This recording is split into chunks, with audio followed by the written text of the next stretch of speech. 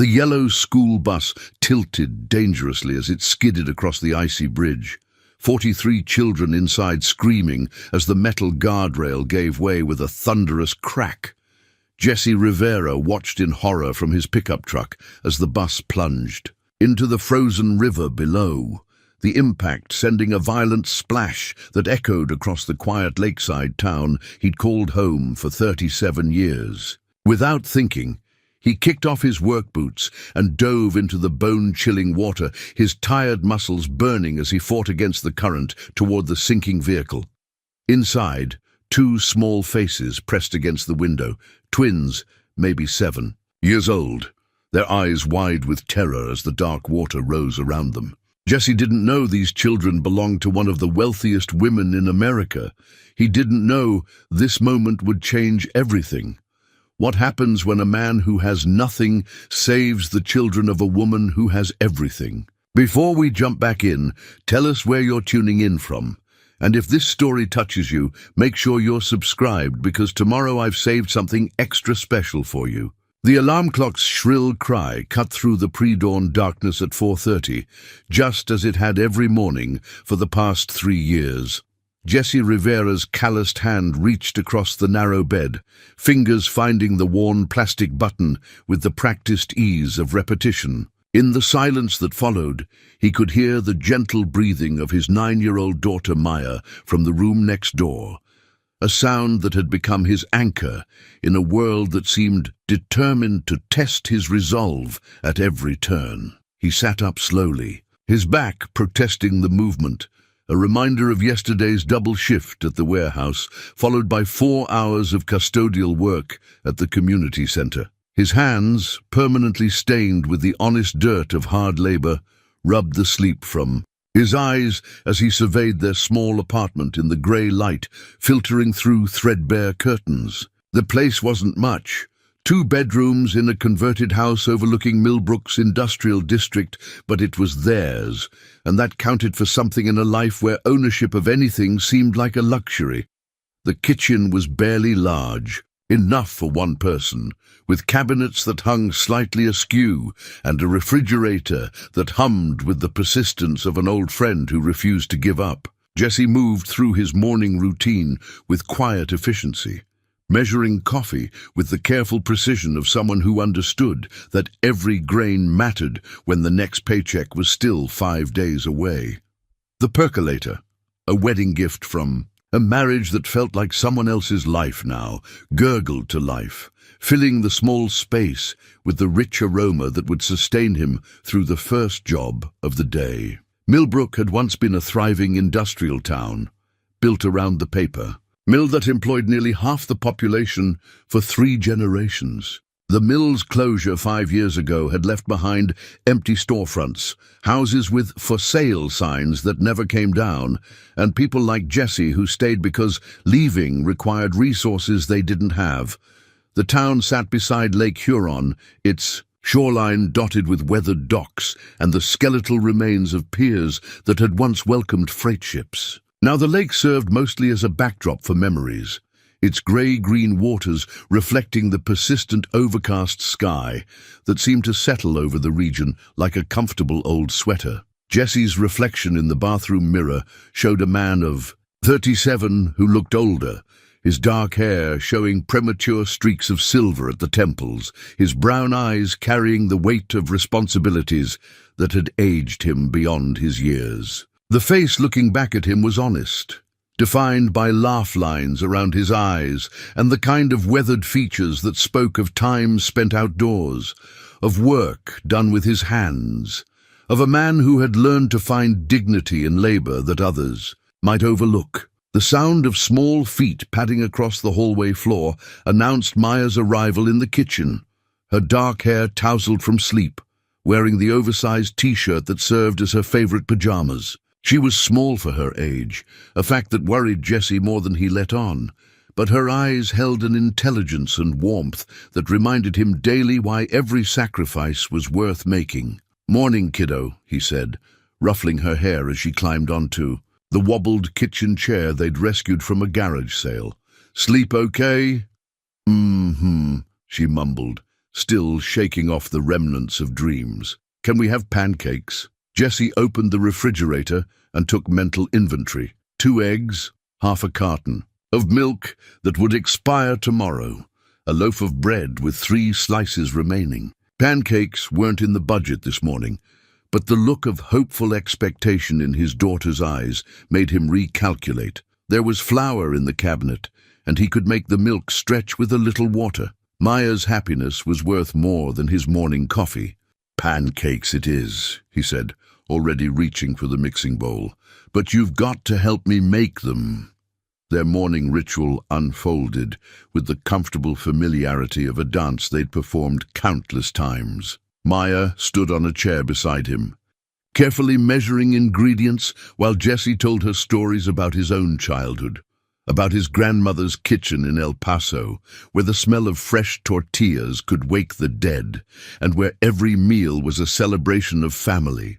No matter how little money stretched the table, these moments were precious to Jessie, islands of normalcy in a sea of constant worry about bills and custody arrangements and whether he was providing enough for a little girl who deserved so much. More than a father who worked 2 jobs and still struggled to make ends meet. Maya didn't know about the stack of overdue notices hidden in his bedroom drawer, or about the sleepless nights when he lay awake, calculating whether they could afford new shoes for her growing feet, or about the custody papers that arrived monthly. From Sarah's lawyer, each one a reminder that his ex-wife was just waiting for him to stumble. "Daddy," Maya said, breaking into his thoughts as she carefully poured batter onto the hot griddle.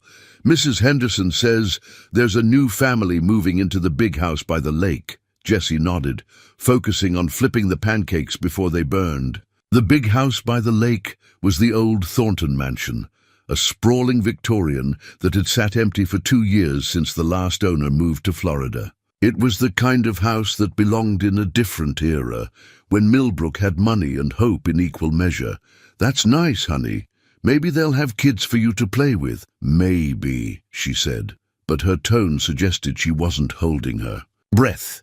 In a town where young families left as soon as they could afford to, Maya had learned not to get too attached to the possibility of new friends. They ate breakfast together in comfortable silence, Maya methodically cutting her pancakes into perfect squares while Jessie mentally reviewed his schedule for the day. Warehouse shift from 7 to 3, then a quick drive home to make sure Maya got off the school bus safely, followed by dinner and homework before heading to his evening custodial job at the community center. It was a routine that left little room for spontaneity, but it provided structure, something both he and Maya needed in a life that had seen too much upheaval. After breakfast, Jessie packed Maya's lunch with the same careful attention he applied to everything else in their lives.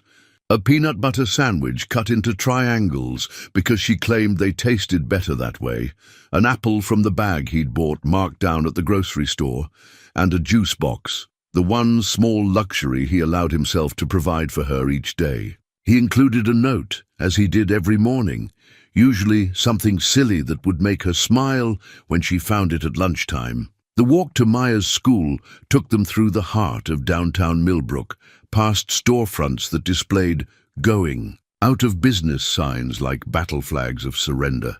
The hardware store where Jessie's father had once bought supplies for weekend projects had closed last month. The diner where Jessie had taken Maya for her birthday dinner, their one meal, out that year, now sported plywood over its windows. But there were still signs of life. Mrs. Chen's flower shop, where she grew the most beautiful roses Jessie had ever seen in coffee cans and old paint buckets behind the store. The library where Maya spent her afternoons when Jessie worked late, reading everything she could get her hands on under the watchful eye of Miss Patterson, the librarian who had been there since Jessie was Maya's age. At the school entrance, Jessie knelt down to Maya's level, straightening her jacket and checking to make sure her backpack was properly zipped. This was their moment. 30 seconds of connection before the day pulled them in different directions. "Have a good day, kiddo. Learn something amazing. I always do," she said, standing on her tiptoes to kiss his cheek. "Love you, Daddy." "Love you too, Maya," more than all the stars in the sky. She rolled her eyes at the familiar phrase, but he could see her smile as she ran toward the building where Mrs. Rodriguez, her third-grade teacher, stood greeting students with the kind of warmth that reminded Jesse why he'd chosen to stay in. Millbrook, despite all its economic challenges, the drive to the warehouse took Jesse through the industrial section of town, past the shuttered paper mill that stood like a monument to better times. He'd worked there himself for 6 months after high school, before life took him down paths he'd never intended to travel. The mill's empty parking lot was now overgrown with weeds, but Jesse could still remember the sounds that had once filled. The space, the rumble of machinery, the shouts of workers, the whistle that had marked the beginning and end of shifts for thousands of people over the decades. His pickup truck, a 15-year-old Ford with more rust than paint, climbed the hill toward Morrison Industrial Park, where he'd worked for the past 2 years. The warehouse job wasn't glamorous, moving inventory, loading trucks, doing whatever needed to be done, but it was honest work that paid enough to keep them afloat, barely. His supervisor, Pete Morrison, was a fair man who understood that Jesse's situation required flexibility for school events and doctor's appointments, and who'd never once made Jesse feel like his personal circumstances were a burden on the operation. As Jesse pulled into the employee parking lot, he caught sight of his reflection in the rearview mirror again. The man looking back at him had learned to find dignity in struggle, had discovered that being a good father had nothing to do with the size of his bank account and everything to do with the size of his heart. He'd made mistakes. God knew he'd made mistakes. But every decision he'd made for the past 3 years had been guided by one simple principle. Maya deserved better than the chaos that had defined the first years of her life, and he would do whatever it took to give her the stability and love she needed to thrive. The morning sun was beginning to burn through the persistent cloud cover as Jesse walked toward the warehouse entrance, his work boots crunching on gravel that sparkled with the previous night's frost. In a few hours, Maya would be sitting in her classroom, raising her hand to answer questions, and dreaming of a future that stretched beyond the boundaries of their small town. Tonight, he would help her with homework at their kitchen table, listening to her read aloud from whatever book had captured her imagination that week. It was a simple life, built on small moments and sustained by a love that required no explanation or justification. Jesse Rivera might not have had much in terms of material possessions, but he had learned to measure wealth in the sound of his daughter's laughter, in the trust she placed in him each morning when she ran towards school without looking back, in the knowledge that he was exactly where he needed to be, doing exactly what he was meant to do. He couldn't have known that within hours. A moment of instinctive courage would set in motion events that would challenge everything he thought he knew about his place in the world, about what he deserved, and about the kind of life that might be possible for a single father whose greatest treasure was a 9-year-old girl who believed her daddy could do anything. The call came at 2:47 in the afternoon, just as Jesse was finishing his shift at the warehouse. Pete Morrison's voice crackled through the radio system with an urgency that made every worker stop what they were doing. All hands, we've got an emergency situation on Route 12 at the Lake Bridge. School bus accident. They're calling for any available personnel with rescue experience. Jesse's blood turned to ice. Route 12 was the road Maya's bus took home from school every day. He dropped the inventory clipboard he'd been holding and ran toward his truck, his work boots echoing against the concrete floor as other workers called out questions he couldn't hear over the roar of panic in his ears. The drive to the bridge took 8 minutes that felt like hours. Jesse's knuckles were white against the steering wheel as he navigated through the growing crowd of emergency vehicles, their red and blue lights painting the grey afternoon in urgent colours. The scene that greeted him at the bridge made his heart stop entirely. The yellow school bus lay partially submerged in the lake, its front end angled down into the dark water while its rear wheels still rested on the rocky shore. The impact had shattered the front windshield, and through the broken glass, Jessie could see the chaos inside. Children's faces pressed against windows, some crying, others eerily silent in shock. "Maya," he whispered, pushing through the crowd of paramedics and police officers who were still assessing the situation. "Maya! Sir, you need to stay back," a young paramedic said, placing a firm hand on Jessie's chest. "We're handling the situation." "My daughter's on that bus," Jessie said, his voice cracking with desperation. "Maya Rivera. She's 9 years old. Dark hair." "We're getting everyone out," the paramedic assured him, but Jessie could see the uncertainty in the man's eyes. The bus was settling deeper into the water with each passing minute, and the rescue team was still unloading equipment from their vehicles. That's when Jessie saw them. 2 small faces pressed against the rear window of the bus, their eyes wide, with terror as the dark lake water crept higher around their seats. Twin children, maybe 7 years old, a boy and a girl with identical expressions of helpless fear. They weren't Maya, but in that moment, they might as well have been.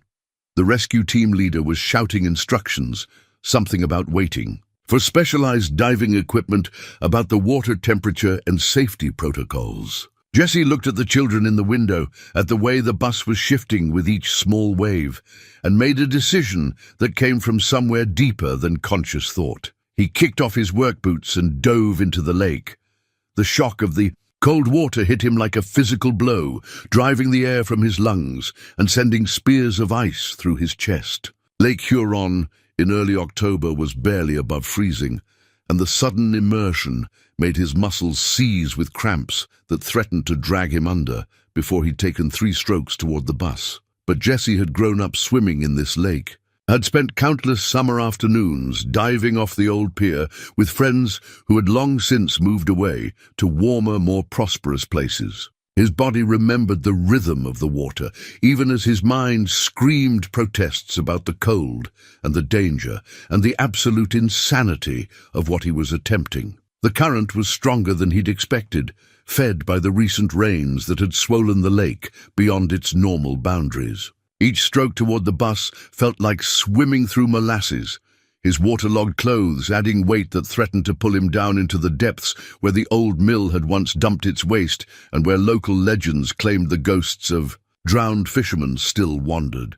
Behind him, he could hear voices shouting, some calling for him to come back, others coordinating rescue efforts that seemed to be moving with agonizing slowness. But all Jessie could focus on were those 2 small faces in the window, watching him approach with a mixture of hope and disbelief. The bus groaned as he reached it, the metal frame settling another few inches deeper into the lake bed. Water was pouring through the broken windshield now, and Jessie could see that the interior was flooding rapidly. He had minutes, maybe less, before the vehicle would be completely submerged. He grabbed onto the rear bumper and pulled himself along the side of the bus until he reached the emergency exit window. His numb fingers fumbled with the release mechanism, and for a terrifying moment he thought it might be jammed.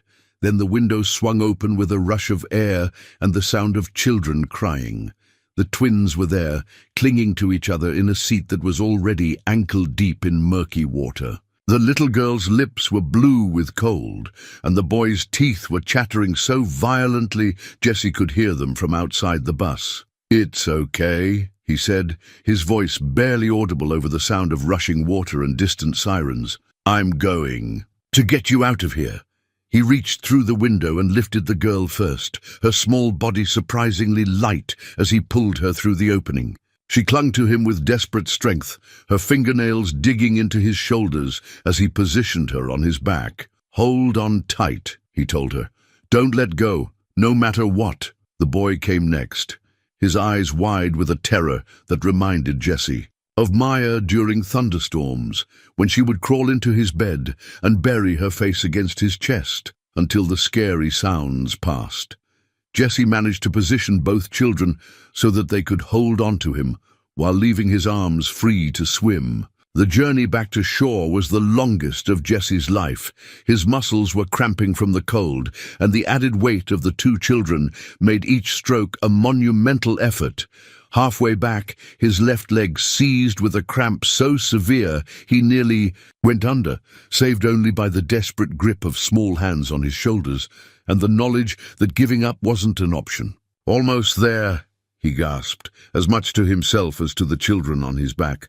"Almost there." The rescue team was waiting at the shoreline, paramedics wading into the shallow water to meet them. Jesse felt hands grabbing him, pulling him and the children towards safety, wrapping them in blankets that felt like the most luxurious things he'd ever experienced. "Maya," he said, as someone wrapped him in a thermal blanket. "Where's Maya?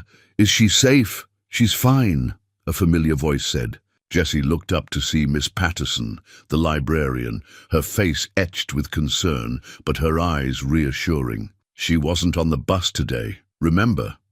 Early dismissal for parent-teacher conferences. She's at the library with me." The relief that washed over Jesse was so powerful, it nearly brought him to his knees.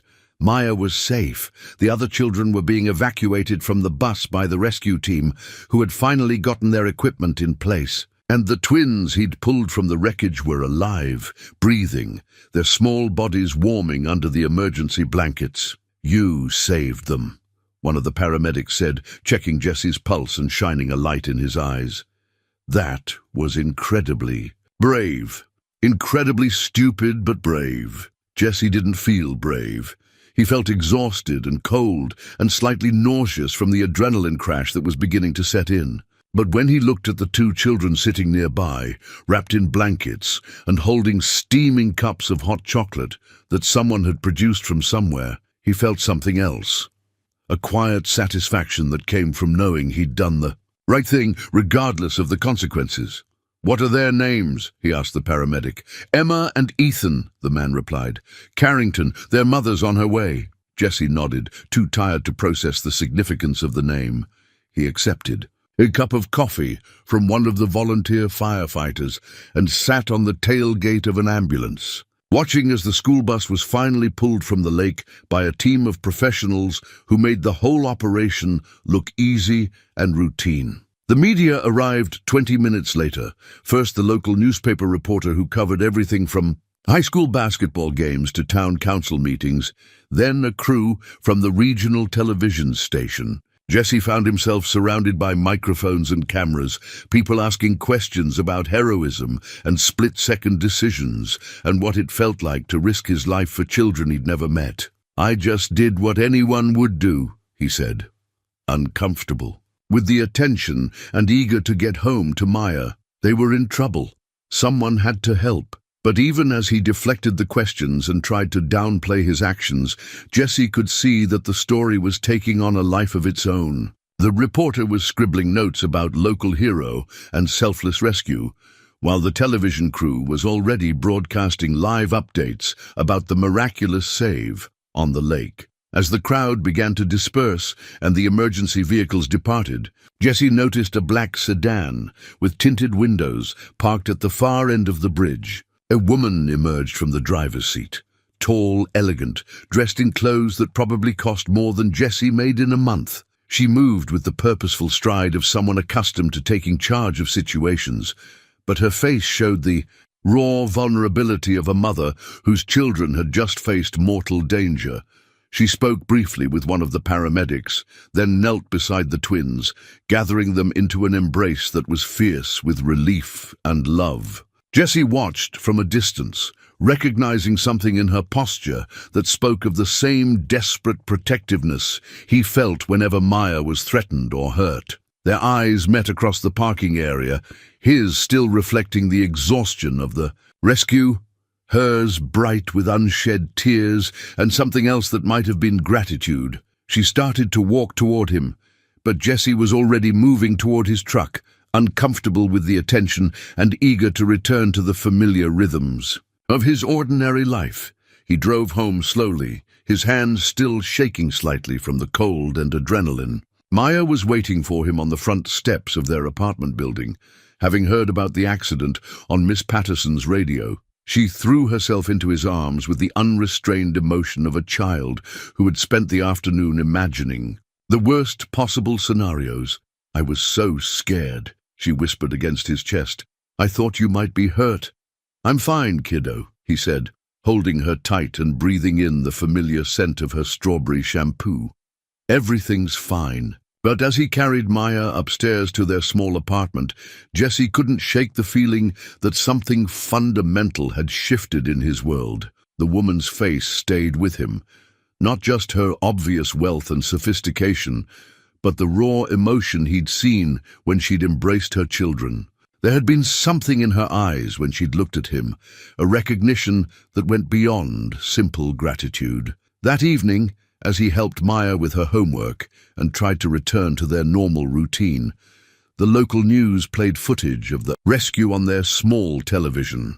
Jesse winced at seeing himself on screen, uncomfortable with being portrayed as some kind of hero when all he'd done was respond to an emergency the way any decent person would. "That's my daddy," Maya told the television proudly, as if the anchor could hear her through the screen. "He saves people." Jesse didn't feel like a hero. He felt like a man who'd been in the right place at the right time, who'd made a choice that seemed as natural as breathing. But as he tucked Maya into bed that night and listened to her prayers, which now included thanks for the safety of those 2 kids on the bus, he wondered if the woman in the expensive sedan felt the same way about the ordinary miracle of children who came home safely at the end of the day. Outside their apartment window, the lake stretched away into darkness, its surface calm now, giving no indication of the drama that had played out beneath its waters just hours before. Tomorrow would bring new challenges, new bills to pay, and responsibilities to meet. But tonight, Jesse Rivera slept the deep sleep of a man who had looked into the face of crisis and discovered that courage wasn't about being fearless. It was about being afraid and acting anyway, because some things mattered more than safety, more than comfort, more than the voice in your head that whispered about all the reasons why you should let someone else take the risk. Evelyn Carrington hadn't slept more than 20 minutes at a stretch since the accident 3 days ago. Each time she closed her eyes, she saw the yellow school bus disappearing beneath the dark water, heard Emma's terrified scream as the lake rushed through the broken windows, felt the crushing weight of nearly losing the 2 people who mattered most in a world that had already taken too much from her. She stood at the floor-to-ceiling windows of her home office, watching the sunrise, paint Lake Huron in shades of gold and amber. The irony wasn't lost on her that she'd moved to this sprawling lakefront estate specifically for its proximity to the water, the same water that had nearly claimed her children's lives. The house itself was a monument to architectural ambition, with its soaring ceilings and minimalist design that had graced the covers of 3 different luxury magazines. But this morning, surrounded by furniture that cost more than most people's annual salaries, Evelyn felt the hollow echo of spaces too large and too empty for the small family rattling around inside them. The twins were still asleep in the master bedroom, where they'd insisted on sleeping since coming home from the hospital. Emma had nightmares about drowning, waking up gasping and reaching for Evelyn with desperate hands. Ethan had barely spoken since the accident, responding to questions with nods and shakes of his head, as if using his voice might somehow summon back the terror of those moments when the bus filled with water. Evelyn's reflection in the window showed a woman who had learned to armor herself in designer clothes and perfect makeup, whose business acumen had built a technology empire from the ground up, but whose maternal instincts felt as fragile as spun glass. At 34, she was worth more money than she could spend in 3 lifetimes, commanded respect in boardrooms where men twice her age deferred to her judgment, and had been featured on the cover of Forbes as one of the most innovative entrepreneurs of her generation. None of that mattered when your children were trapped in a sinking school bus and you were helpless to save them. A man she'd never met had dove into freezing water to pull Emma and Ethan from certain death. Jesse Rivera. She'd memorized his Name from the newspaper articles, studied his face in the grainy photographs that showed him deflecting reporters' questions with the uncomfortable modesty of someone unused to attention. He'd disappeared from the scene before she could properly thank him, leaving behind only the memory of tired brown eyes and the kind of quiet dignity that seemed increasingly rare in her world of calculated charm and strategic relationships. Her phone buzzed with the first of what would be dozens of calls and messages throughout the day. Board meetings to reschedule, investors to reassure, public relations managers wanting to craft statements about the accident and her family's recovery. The business world demanded constant motion, perpetual availability, an endless stream of decisions that shaped markets and influenced lives she would never meet. But this morning, Evelyn found herself resenting the intrusion of corporate obligations into the space where she was simply a mother whose children had nearly died. She'd built Carrington Technologies on the principle that innovation could solve almost any problem. Her company's software had revolutionized supply chain management for manufacturers across 3 continents, turning chaos into efficiency with elegant algorithms that could predict and prevent bottlenecks before they occurred. She was good at identifying problems and engineering solutions, at seeing patterns that others missed and translating complex challenges into manageable steps. But she couldn't solve the problem of her own grief, couldn't engineer an algorithm that would bring back her husband David, couldn't debug the error in her programming that made her feel like a stranger in her own children's lives. David had been the warm one, the parent who knew instinctively how to comfort a scraped knee or navigate the delicate negotiations of bedtime stories. He'd made parenting look effortless, natural, while Evelyn approached it with the same systematic analysis she applied to business challenges, and somehow always felt like she was missing some crucial variable that everyone else understood intuitively. The Faye accident had shattered her illusion of control. All her wealth, all her influence, all her carefully constructed safety nets had been useless when Emma and Ethan needed her most. A stranger, a working-class single father she'd never met, had done what she couldn't do. He'd saved her children while she was stuck in traffic 20 miles away, frantically trying to reach the scene while emergency responders delivered clinical updates through her car's speakers. Her assistant Marcus knocked softly on the office. Duguer, carrying the tablet that contained her schedule and the expression of someone who'd learned to read his employer's moods with scientific precision. He'd worked for Evelyn for 6 years, since just after David's death, and had become something between a personal secretary and a trusted confidant, one of the few people who understood that her legendary focus sometimes masked a loneliness that even success couldn't fill. "Good morning," he said carefully, setting down a cup of coffee prepared exactly the way she preferred it. "The children are still sleeping.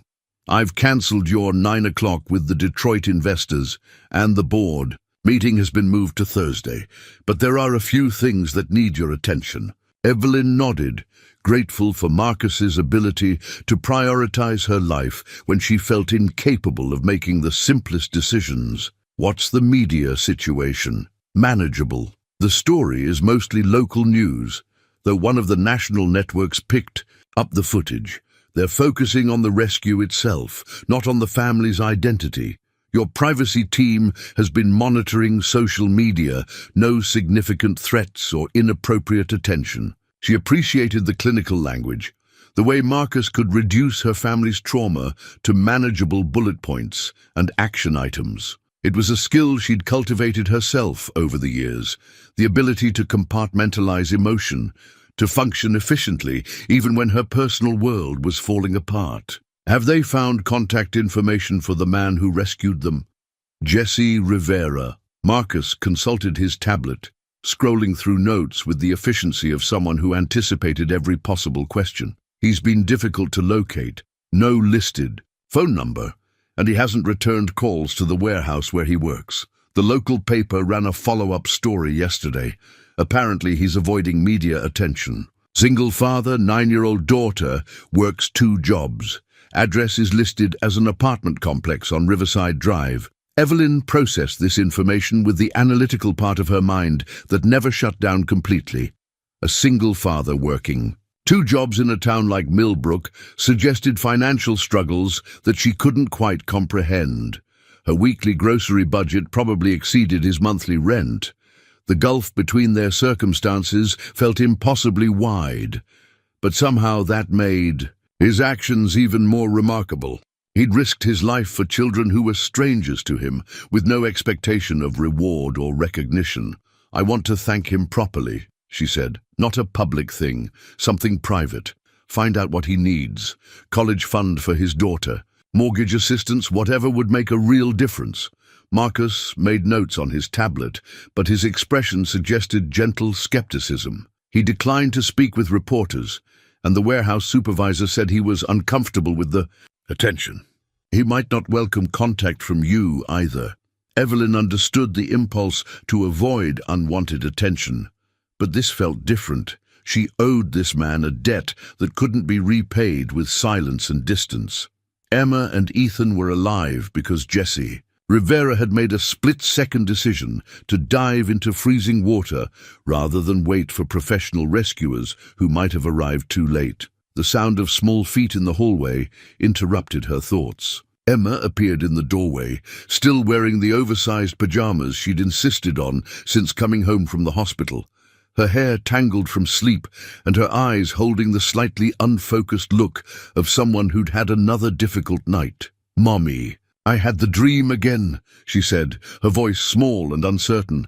Evelyn knelt down and opened her arms, gathering her daughter into an embrace that felt both natural and awkward.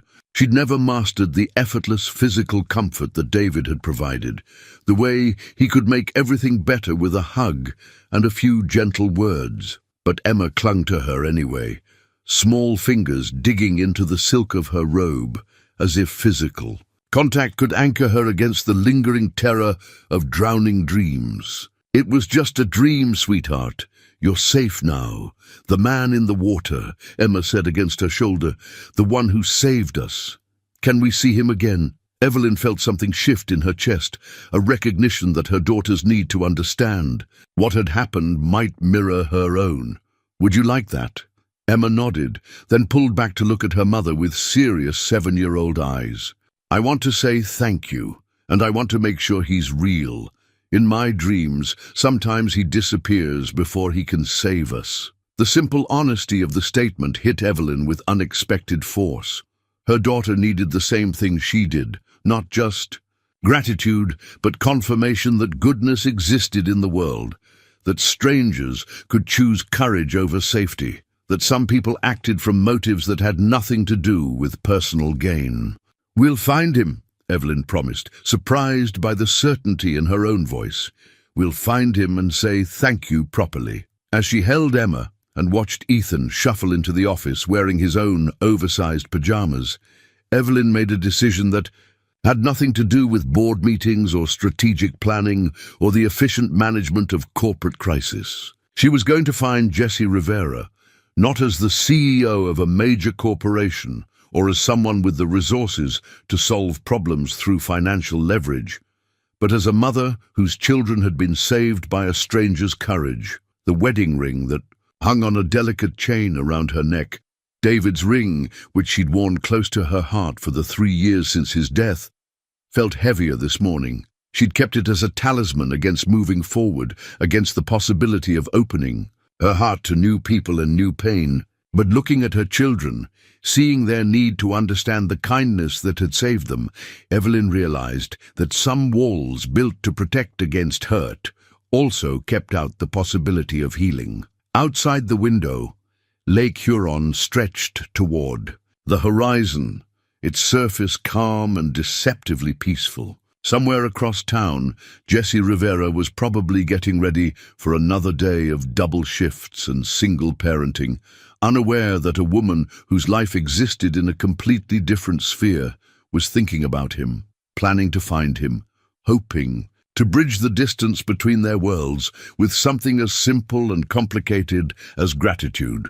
The day ahead would bring its usual cascade of decisions and responsibilities, but for the first time in months, Evelyn felt the stirring of something that went beyond professional obligation or maternal duty. She felt curious about a man who dove into freezing water to save children he'd never met, who deflected praise and avoided attention, who worked 2 jobs and still found the energy to be the kind of father who raised a daughter worthy of his sacrifice. Marcus was still standing nearby, waiting for instructions with the patient efficiency that made him invaluable. But this particular mission, finding Jessie Rivera and saying thank you properly, felt like something she needed to handle personally. Some debts couldn't be delegated, some conversations couldn't be conducted through intermediaries, some connections required the risk of stepping outside the carefully controlled environment where she felt competent and safe. Cancel everything. Else this morning, she told Marcus, I have something more important to take care of. The community center after midnight was a different world from the bustling daytime hub where seniors played bridge and teenagers practiced for the school play. Jesse pushed his custodial cart down the empty hallway, the squeak of one stubborn wheel echoing off walls lined with children's artwork and announcements for upcoming events. The building held the comfortable quiet of a place where people gathered to share their lives, but at this hour it belonged entirely to him and the methodical routine of mopping floors and emptying trash cans. He'd been working this job for 8 months, ever since the warehouse cut his hours, and he'd needed to find a way to make up the difference in pay. The work was solitary and peaceful, giving him time to think while his hands stayed busy with familiar tasks. Tonight, though, his thoughts kept returning to the woman at the bridge, the way she'd moved toward him with obvious intent before. He'd retreated to his truck, the expensive car and clothes that marked her as someone from a world he'd never inhabited, the fierce protectiveness he'd recognized when she'd embraced her children. The local newspaper had run a follow-up story about the rescue, complete with a photograph of him that someone had taken while he was talking to the paramedics. Jesse had winced when he saw it, his hair wet and disheveled, his work clothes stained and wrinkled, his face showing the exhaustion that followed an adrenaline crash. The article called him a local hero and mentioned that he'd declined interviews. But it also included details about his address and workplace that made him uncomfortable. Fame, even the small-town variety, felt like an invasion of the privacy he'd worked hard to maintain. Maya had cut out the newspaper article and taped it to their refrigerator, with the pride of someone whose father had been officially recognized for his goodness. She'd read it aloud to him 3 times, emphasizing the parts that described his selfless courage and quick thinking in a crisis situation. For her, the rescue had transformed him from simply daddy into someone worthy of public admiration. And Jessie found her enthusiasm both touching and slightly overwhelming. The sound of a car door closing in the parking lot interrupted his thoughts. Jessie glanced at the clock on the wall. 12:47 a.m. The community center was officially closed, and he was the only one with keys at this hour. He set down his mop and walked to the front window, peering through the glass at a black sedan parked under the streetlight. The woman from the bridge stood beside the car, no longer wearing the expensive clothes he remembered, but dressed in jeans and a simple sweater that made her look younger, more approachable. She was studying the building with the focused attention of someone trying to make a decision, and Jessie realized with a mixture of surprise and concern that she'd somehow tracked him to his second job. He opened the front door before she could knock, not wanting the sound to carry through the quiet building. Up close, she was smaller than he'd expected, though she carried herself with the confident posture of someone accustomed to being taken seriously. Her dark hair was pulled back in a ponytail, and without makeup, he could see the faint shadows under her eyes that suggested she'd been sleeping as poorly as he had since the accident. "Mr. Rivera," she said, her voice carrying the slight hoarseness of someone who'd been thinking about this conversation for days. "I'm Evelyn Carrington. I'm Emma and Ethan's mother." Jessie nodded, suddenly aware of his custodial uniform and the fact that he was holding a spray bottle of disinfectant. "Mrs. Carrington, how did you find you?" I asked around. People in small towns tend to know each other's business. She paused, seeming to gather her thoughts. "I wanted to thank you, properly, for what you did, for saving my children." The formal tone of her words contrasted with the uncertainty in her posture, as if she was operating outside her usual comfort zone. Jessie stepped back and gestured for her to come inside, away from the cold night air and the possibility of neighbors. Wondering why a wealthy woman was visiting the community center after midnight. "You didn't need to track me down," he said, leading her into the main lobby where children's drawings of autumn leaves decorated a bulletin board. "I was just glad I could help." "Just glad you could help," she repeated, as if testing the words. For some hidden meaning. "You dove into freezing water to save 2 children you'd never met, and you were just glad you could help." Jessie shrugged, uncomfortable with the intensity of her attention. "Anyone would have done the same thing." "No," Evelyn said with quiet certainty. "They wouldn't have. I was stuck in traffic 20 miles away while my children were drowning. Professional rescuers were unloading equipment while you were already in the water. Most people would have stood on the shore and watched someone else take the risk."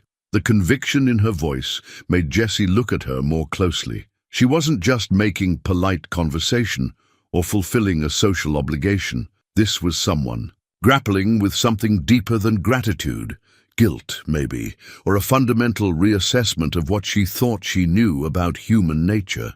"Your kids," he said, changing the subject away from his own actions. "How are they doing?" Something in Evelyn's expression softened, and for the first time since she'd arrived, she looked less like a corporate executive conducting a business meeting and more like a worried mother. "Emma has nightmares. Ethan won't talk about what happened. They've been sleeping in my room since we got home from the hospital." Jessie understood that particular kind of parental helplessness. The way trauma could reach your children in places you couldn't follow, couldn't protect, couldn't heal with band-aids and bedtime stories. Maya went through something similar when her mother and I divorced. Sometimes kids need time to trust that the scary thing is really over. Maya's your daughter, 9 years old. She wasn't on the bus that day. Early dismissal for parent-teacher conferences. But she heard about the accident on the radio and spent the afternoon imagining the worst. Jessie paused, realizing he was sharing more personal information than he usually offered to strangers. Kids have big imaginations. Sometimes that works against them. Evelyn nodded, and Jessie caught a glimpse of the vulnerability she usually kept hidden behind professional competence. "I don't think I'm very good at this. Parenting, I mean. My husband was the one who knew how to comfort them when they were scared. I feel like I'm trying to speak a language I never quite learned." The admission surprised Jessie with its honesty. In his experience, wealthy people rarely acknowledged areas where money couldn't solve their problems. "You learn as you go. That's all any of us can do." "I wanted to offer you something," Evelyn said, returning to what was clearly her prepared agenda. "A reward, or college tuition for Maya, or—" "No," Jessie interrupted, more sharply than he'd intended. "Thank you, but no. Mr. Rivera, you saved my children's lives. Let me do something to thank you properly. You just did. You came here and said thank you. That's enough." Evelyn studied his face as if trying to decode a language she didn't understand. "I don't think you realize what this means to me. Emma and Ethan are everything I have left. When their father died 3 years ago, they became my entire world. Without them—" She stopped abruptly, as if she'd revealed more than she'd intended. Jessie saw something in her expression that he recognized, the desperate love of a single parent who knew that their children were both their greatest joy and their most terrifying vulnerability. "I didn't do it for a reward," he said gently. "I did it because they needed help." "That's exactly why I want to help you," Evelyn said. "Because you're the kind of person who helps without expecting anything in return." Jessie felt trapped between her gratitude and his own discomfort with accepting charity, even from someone who could clearly afford it. "Mrs. Carrington, I appreciate the offer, But I've got everything under control. Maya and I are doing fine." It wasn't entirely true. The stack of bills on his kitchen table and the empty spaces in their refrigerator told a different story. But accepting money from her felt like admitting defeat, like acknowledging that his best efforts weren't good enough to provide for his daughter. "Would you at least let the children meet Maya?" Evelyn asked, changing tactics. "Emma specifically asked about you. She wants to make sure you're real, that you're okay. I think it might help with the nightmares." Jessie considered this request, which felt less like charity and more like a simple human connection. "She wants to make sure I'm real? In her dreams, sometimes you disappear before you can save them. She needs to see that you're a real person, not just someone her imagination created. The image of a 7-year-old girl having nightmares about drowning, about rescue that came too late, touched something in Jessie, that parental instinct he couldn't ignore. I guess that would be okay. Maybe they could meet Maya too. She's been worried about the kids from the bus. Evelyn's smile was the first genuinely warm expression he'd seen from her, transforming her face from corporate professionalism to something softer and more accessible. "Thank you. That would mean a lot to them, and to me." As she prepared to leave, Jessie found himself studying her more carefully. Without the expensive clothes and perfect makeup, she looked younger, more uncertain, more human. The woman who stood in the community center lobby at 1 o'clock in the morning bore little resemblance to the powerful executive he'd imagined when he learned who her children were. "Mrs. Carrington," he said as she reached the door, "can I ask you something?" She turned back, eyebrows raised in question. "Why did you come here yourself at this hour? You could have sent someone else, or called during normal business hours." Evelyn was quiet for a moment, as if considering how much truth to share with this stranger who had saved her children. "Because some things are too important to delegate, and because I needed to see for myself what kind of man risks his life for children who aren't his own." "And what kind of man is that?" "The kind my children need to know exists in the world," she said simply.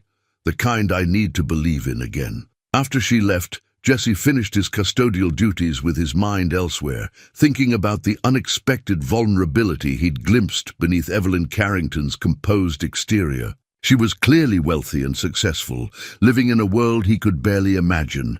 But she was also a single parent, struggling with trauma and uncertainty, trying to help her children heal from something that had shaken her own faith in safety and predictability. The next morning, Maya greeted the news of meeting the twins with the enthusiasm she usually reserved for snow days and birthday parties. She immediately began planning what they should do together, suggesting the playground at the school, or maybe a trip to the library where Miss Patterson could show them the best books for kids their age. "They're probably still scared," Maya said, with the wisdom of someone who had survived her own share of frightening experiences. "When I was scared about the divorce, you always told me that talking about it with someone who cared made it better." Jessie looked at his daughter, 9 years old, wise beyond her years, instinctively understanding that healing often required connection rather than isolation, and felt the familiar mixture of pride and protectiveness that defined his daily existence. Maya had learned compassion through adversity, had developed empathy by experiencing her own moments of helplessness and fear. As he drove to work that morning, Jessie found himself thinking about Evelyn's question: what kind of man risks his life for children who aren't his own? He didn't have an answer that satisfied him, didn't understand his own motivations well enough to explain them to someone else. He'd simply seen children in danger and responded instinctively, the way he hoped someone would respond if Maya ever needed help. But Evelyn's presence in his life, even this brief intersection of their very different worlds, had planted a seed of curiosity about what lay beneath her polished exterior. She was clearly more complex than her wealth and success suggested, more vulnerable than her confident demeanor implied. And despite the vast differences in their circumstances, They shared the fundamental experience of single parenthood, of carrying sole responsibility for another person's happiness and safety. The afternoon meeting was scheduled for Saturday at the playground behind Maya's school, neutral territory where children could be children and adults could navigate the delicate process of building trust across economic and social boundaries that usually kept their worlds separate. Jesse found himself looking forward to it with an anticipation that surprised him, not just because Maya was excited, but because he was genuinely curious about the woman who had tracked him down at midnight to say thank you for doing what any decent person would have done. The playground behind Millbrook Elementary School had seen better days. The metal swing set showed patches of rust despite multiple coats of paint applied by volunteer parents, and the wooden climbing structure bore the weathered grey patina of countless seasons of rain and snow. But on Saturday afternoon, with autumn sunlight filtering through the maple trees and the sound of children's laughter carrying across the open space, it felt like exactly the right place for the careful dance of new friendship. Maya had been awake since dawn, changing clothes 3 times before settling on her favorite jeans and the sweater that brought out the green flecks in her dark eyes. She'd helped Jesse pack a picnic lunch with the methodical attention she usually applied to important school projects, making sure they had enough sandwiches and juice boxes to share with their guests. Her excitement was infectious, but Jesse could see the underlying nervousness that came with meeting new people, especially new people who lived in a world so different from their own. "What if they don't like me?" Maya asked as they spread a blanket on the grass near the playground equipment. "They'll like you," Jesse assured her, arranging the simple lunch they'd prepared. "You're impossible not to like." "But they're rich," Maya said, the word carrying the weight of someone trying to understand concepts that existed beyond her daily experience. "What if they think our food isn't good enough?" Jesse knelt down to Maya's level, taking her small hands in his work-roughened ones. "Being rich doesn't change what's important, kiddo. They're just kids who got scared and want to say thank you, the same way you'd want to say thank you if someone helped you when you were in trouble." Maya nodded, but Jesse could see that she was still working through the implications of economic difference in the way that children do, with a mixture of curiosity and uncertainty about rules they don't quite understand. In her world, having enough money for ice cream was a special occasion, and the idea of people who could buy anything they wanted existed more in fairy tales than in lived experience. The black sedan arrived precisely on time, pulling into the school parking lot with the quiet efficiency of expensive engineering. Jesse watched as Evelyn emerged from the driver's seat, dressed in casual clothes that probably cost more than he made in a week, but managing to look approachable rather than intimidating. She moved around to help Emma and Ethan out of the car, her movements careful and protective in the way of someone still processing recent trauma. The twins looked smaller than Jesse remembered from the rescue, perhaps because they were no longer in immediate danger, or perhaps because childhood seemed more fragile in broad daylight than it had in the chaos of emergency response. Emma carried a handmade card that she clutched with the intensity of someone bearing an important diplomatic message. Ethan stayed close to his mother's side, his eyes taking in the playground equipment with the cautious assessment of someone learning to trust that the world contained safe spaces as well as dangerous ones. "Mr. Rivera," Evelyn said as they approached. "The blanket," her voice carrying the same mixture of gratitude and uncertainty he'd heard at the community center. "Thank you for agreeing to this, Jesse," he corrected gently. "And this is Maya." Maya stepped forward with the careful politeness Jesse had taught her for meeting adults, but her attention was focused entirely on the twins. "Hi," she said. "I'm really glad you're okay. When Daddy told me about the bus, I was so scared for all the kids." Emma looked up at Maya with the wide-eyed assessment that 7-year-olds reserved for potential new friends. "You were scared for us? But you didn't even know us. You don't have to know someone to care about them." Maya said, with the matter-of-fact wisdom that sometimes surprised Jessie with its depth. That's what Daddy always tells me. We're all connected, even when we don't realize it. Jessie caught Evelyn's eye and saw something shift in her expression. Surprise, perhaps, at hearing philosophical concepts explained with such simple clarity by a 9-year-old who had learned life lessons through experience rather than education. "I made you something," Emma said, holding out the card she'd been carrying, "to say thank you." The card was construction paper folded in half, decorated with crayon drawings of stick figures and what appeared to be a lake with a yellow rectangle partially submerged in blue waves. Inside, in the careful block letters of someone still learning to write, Emma had printed, "Thank you for saving us.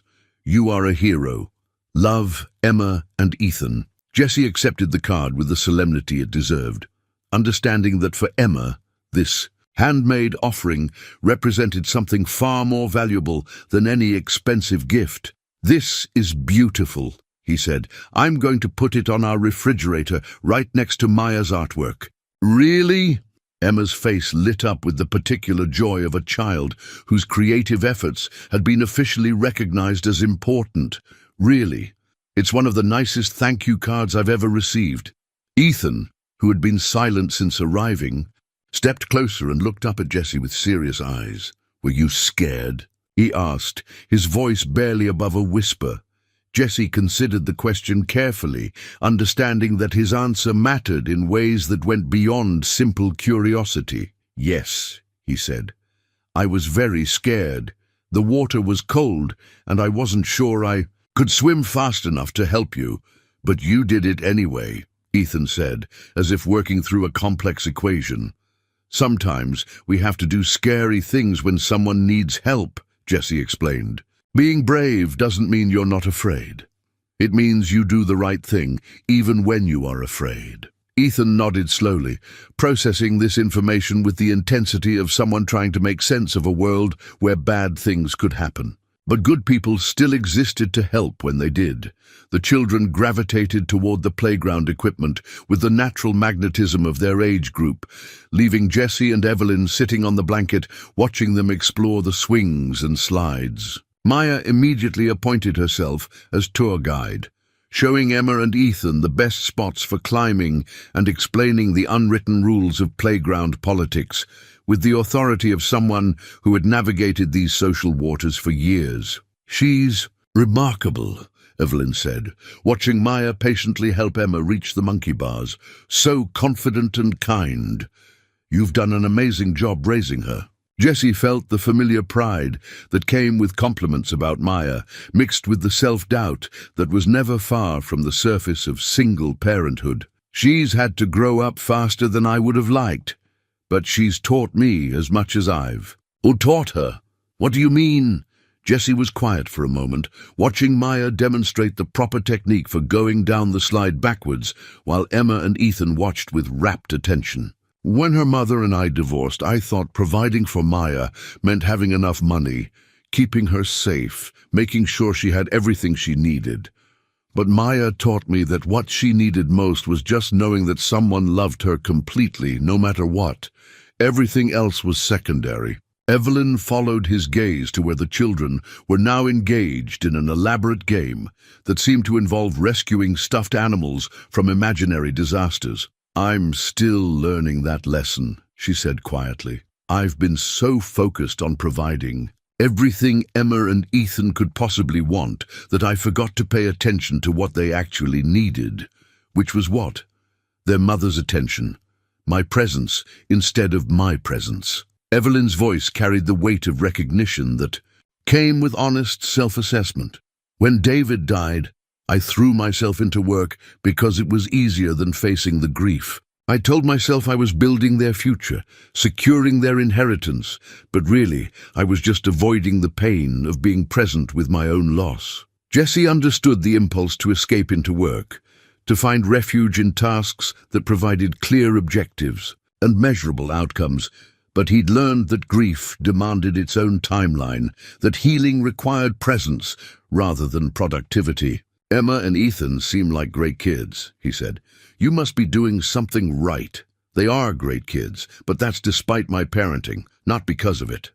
Watching you with Maya, seeing how naturally you connect with her, it makes me realize how much I've been missing." The conversation was interrupted by Maya's voice calling from the top of the climbing structure. "Look, we're all the way up here. This is the best spot to see everything." The three children had reached the highest platform of the playground. Equipment, their faces flushed with the excitement of shared adventure. Emma and Ethan were laughing, the first genuine laughter Jessie had heard from them since the accident, while Maya pointed out landmarks visible from their elevated position. "It's working," Evelyn said, and Jessie could hear the relief in her voice. "They're starting to act like children again instead of trauma survivors." "Kids are resilient," Jessie said. "Give them a safe space and other kids to play with, and they remember how to be happy." Is that what helped Maya after the divorce? Jessie thought about the difficult months when Maya had struggled to understand why her family had broken apart, when she'd blamed herself for her parents' problems and asked questions he didn't know how to answer. Partly, but mostly it was time, and making sure she knew that her mother and I divorcing had nothing to do with her. Kids need to know that the adults in their lives will be honest with them, even when the truth is complicated. How do you explain tragedy to a 7-year-old? How do you help them understand that sometimes terrible things happen for no reason at all? Jessie recognized the question behind the question, not just about explaining bus accidents, but about explaining death, loss, the fundamental uncertainty that made parenting feel like an ongoing negotiation with forces beyond anyone's control. "You don't try to make sense of it," he said. "You just make sure they know they're safe now, that you're going to take care of them, that bad things happening doesn't mean good things can't happen too." "Like meeting Maya?" Jessie smiled, watching his daughter help Ethan navigate the rope ladder with patient encouragement. "Like meeting Maya, and like having a mother who loves them enough to drive across town to say thank you to a stranger. I wanted them to see that there are good people in the world," Evelyn said. "After everything they've been through, I needed them to know that kindness exists, that people will help when you need it most." "And what about you?" Jessie asked. "Did you need to know that too?" Evelyn was quiet for a long moment, watching her children play with an ease and joy she hadn't seen since before David's death. "Yes," she said finally, "I think I did." The afternoon stretched on with the comfortable rhythm of children at play, and adults learning to navigate the delicate process of building friendship across the boundaries of different worlds. Jessie found himself genuinely enjoying Evelyn's company, discovering that beneath her professional competence lay a woman struggling with the same fundamental challenges that defined his own daily existence: how to be a good parent, how to help children heal from trauma, how to build a life that provided both security and happiness. As the sun began to sink lower in the sky, painting the playground in shades of gold and amber, the children reluctantly climbed down from their various adventures and returned to the blanket where Jessie and Evelyn had been sharing stories about their different experiences of single parenthood. "Do we have to go?" Emma asked. Her earlier shyness completely evaporated in the face of new friendship. "Can Maya come to our house sometime?" Ethan added, the first time he'd spoken directly to his mother since arriving at the playground. Evelyn looked at Jessie with a question in her eyes, and he realized that the afternoon had accomplished something more than simple gratitude. It had opened the possibility of ongoing connection, of relationships that might grow beyond the circumstances of their first meeting. "If that's okay with Maya's dad," Evelyn said carefully. "Can I, Daddy?" Maya asked, her face bright with the excitement of potential new adventures. "Their house is really big, and Emma says they have a library with more books than Miss Patterson." Jessie found himself nodding, despite his natural caution about accepting invitations that might highlight the differences in their economic circumstances. "I think that would be nice," he said.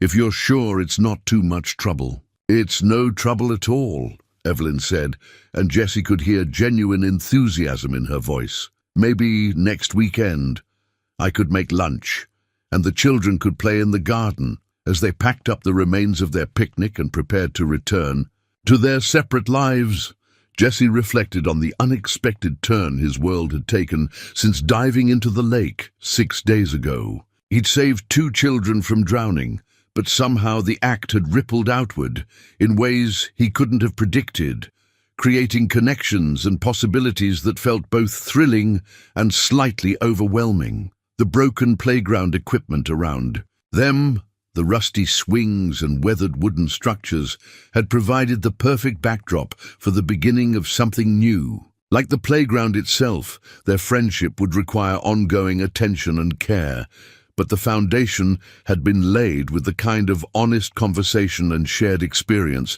that made deeper relationship possible. Watching Maya wave goodbye to Emma and Ethan as their expensive car disappeared down the street, Jessie realized that his life had just become more complicated in ways that might ultimately make it richer, more connected, more full of the kind of love that couldn't be purchased but had to be earned through patience, understanding, and the willingness to see past surface differences to the fundamental human needs that connected all parents, regardless of their circumstances. The photograph had been tucked away in Jessie's bedroom drawer for 3 years, hidden beneath bank statements and custody documents, like a talisman he couldn't quite bring himself to display or discard. It showed a younger version of himself, standing beside Sarah on their wedding day, both of them grinning with the confident joy of people who believed love could conquer any obstacle. Baby Maya sat between them in a white christening dress, her chubby hands reaching toward the camera, with the fearless curiosity that had defined her personality from birth. Jessie held the photo carefully, remembering the afternoon it was taken, in Sarah's parents' backyard, when their biggest worry had been whether the caterer would have enough food and whether Maya would sleep through the ceremony. It felt like looking at strangers, people who shared his face and his name, but who had lived in a world where addiction was something that happened to other families, where marriage was a partnership built to last, where the future stretched ahead with predictable security. He'd been sober for 3 years now, longer than he'd managed during any of his previous attempts at recovery. The daily meetings, the sponsor who called every morning at 7, the constant vigilance required to avoid the triggers that had derailed him before, all of it had become as natural as breathing. But the shame lingered. The knowledge that his drinking had cost him his marriage, his home, and nearly his relationship with the daughter who meant everything to him. Maya knocked softly on his bedroom door, interrupting his thoughts. "Daddy, Mrs. Carrington is here." Jessie slipped the photograph back into the drawer and went to greet Evelyn, who stood in their small living room looking slightly out of place among the second-hand furniture and discount store decorations.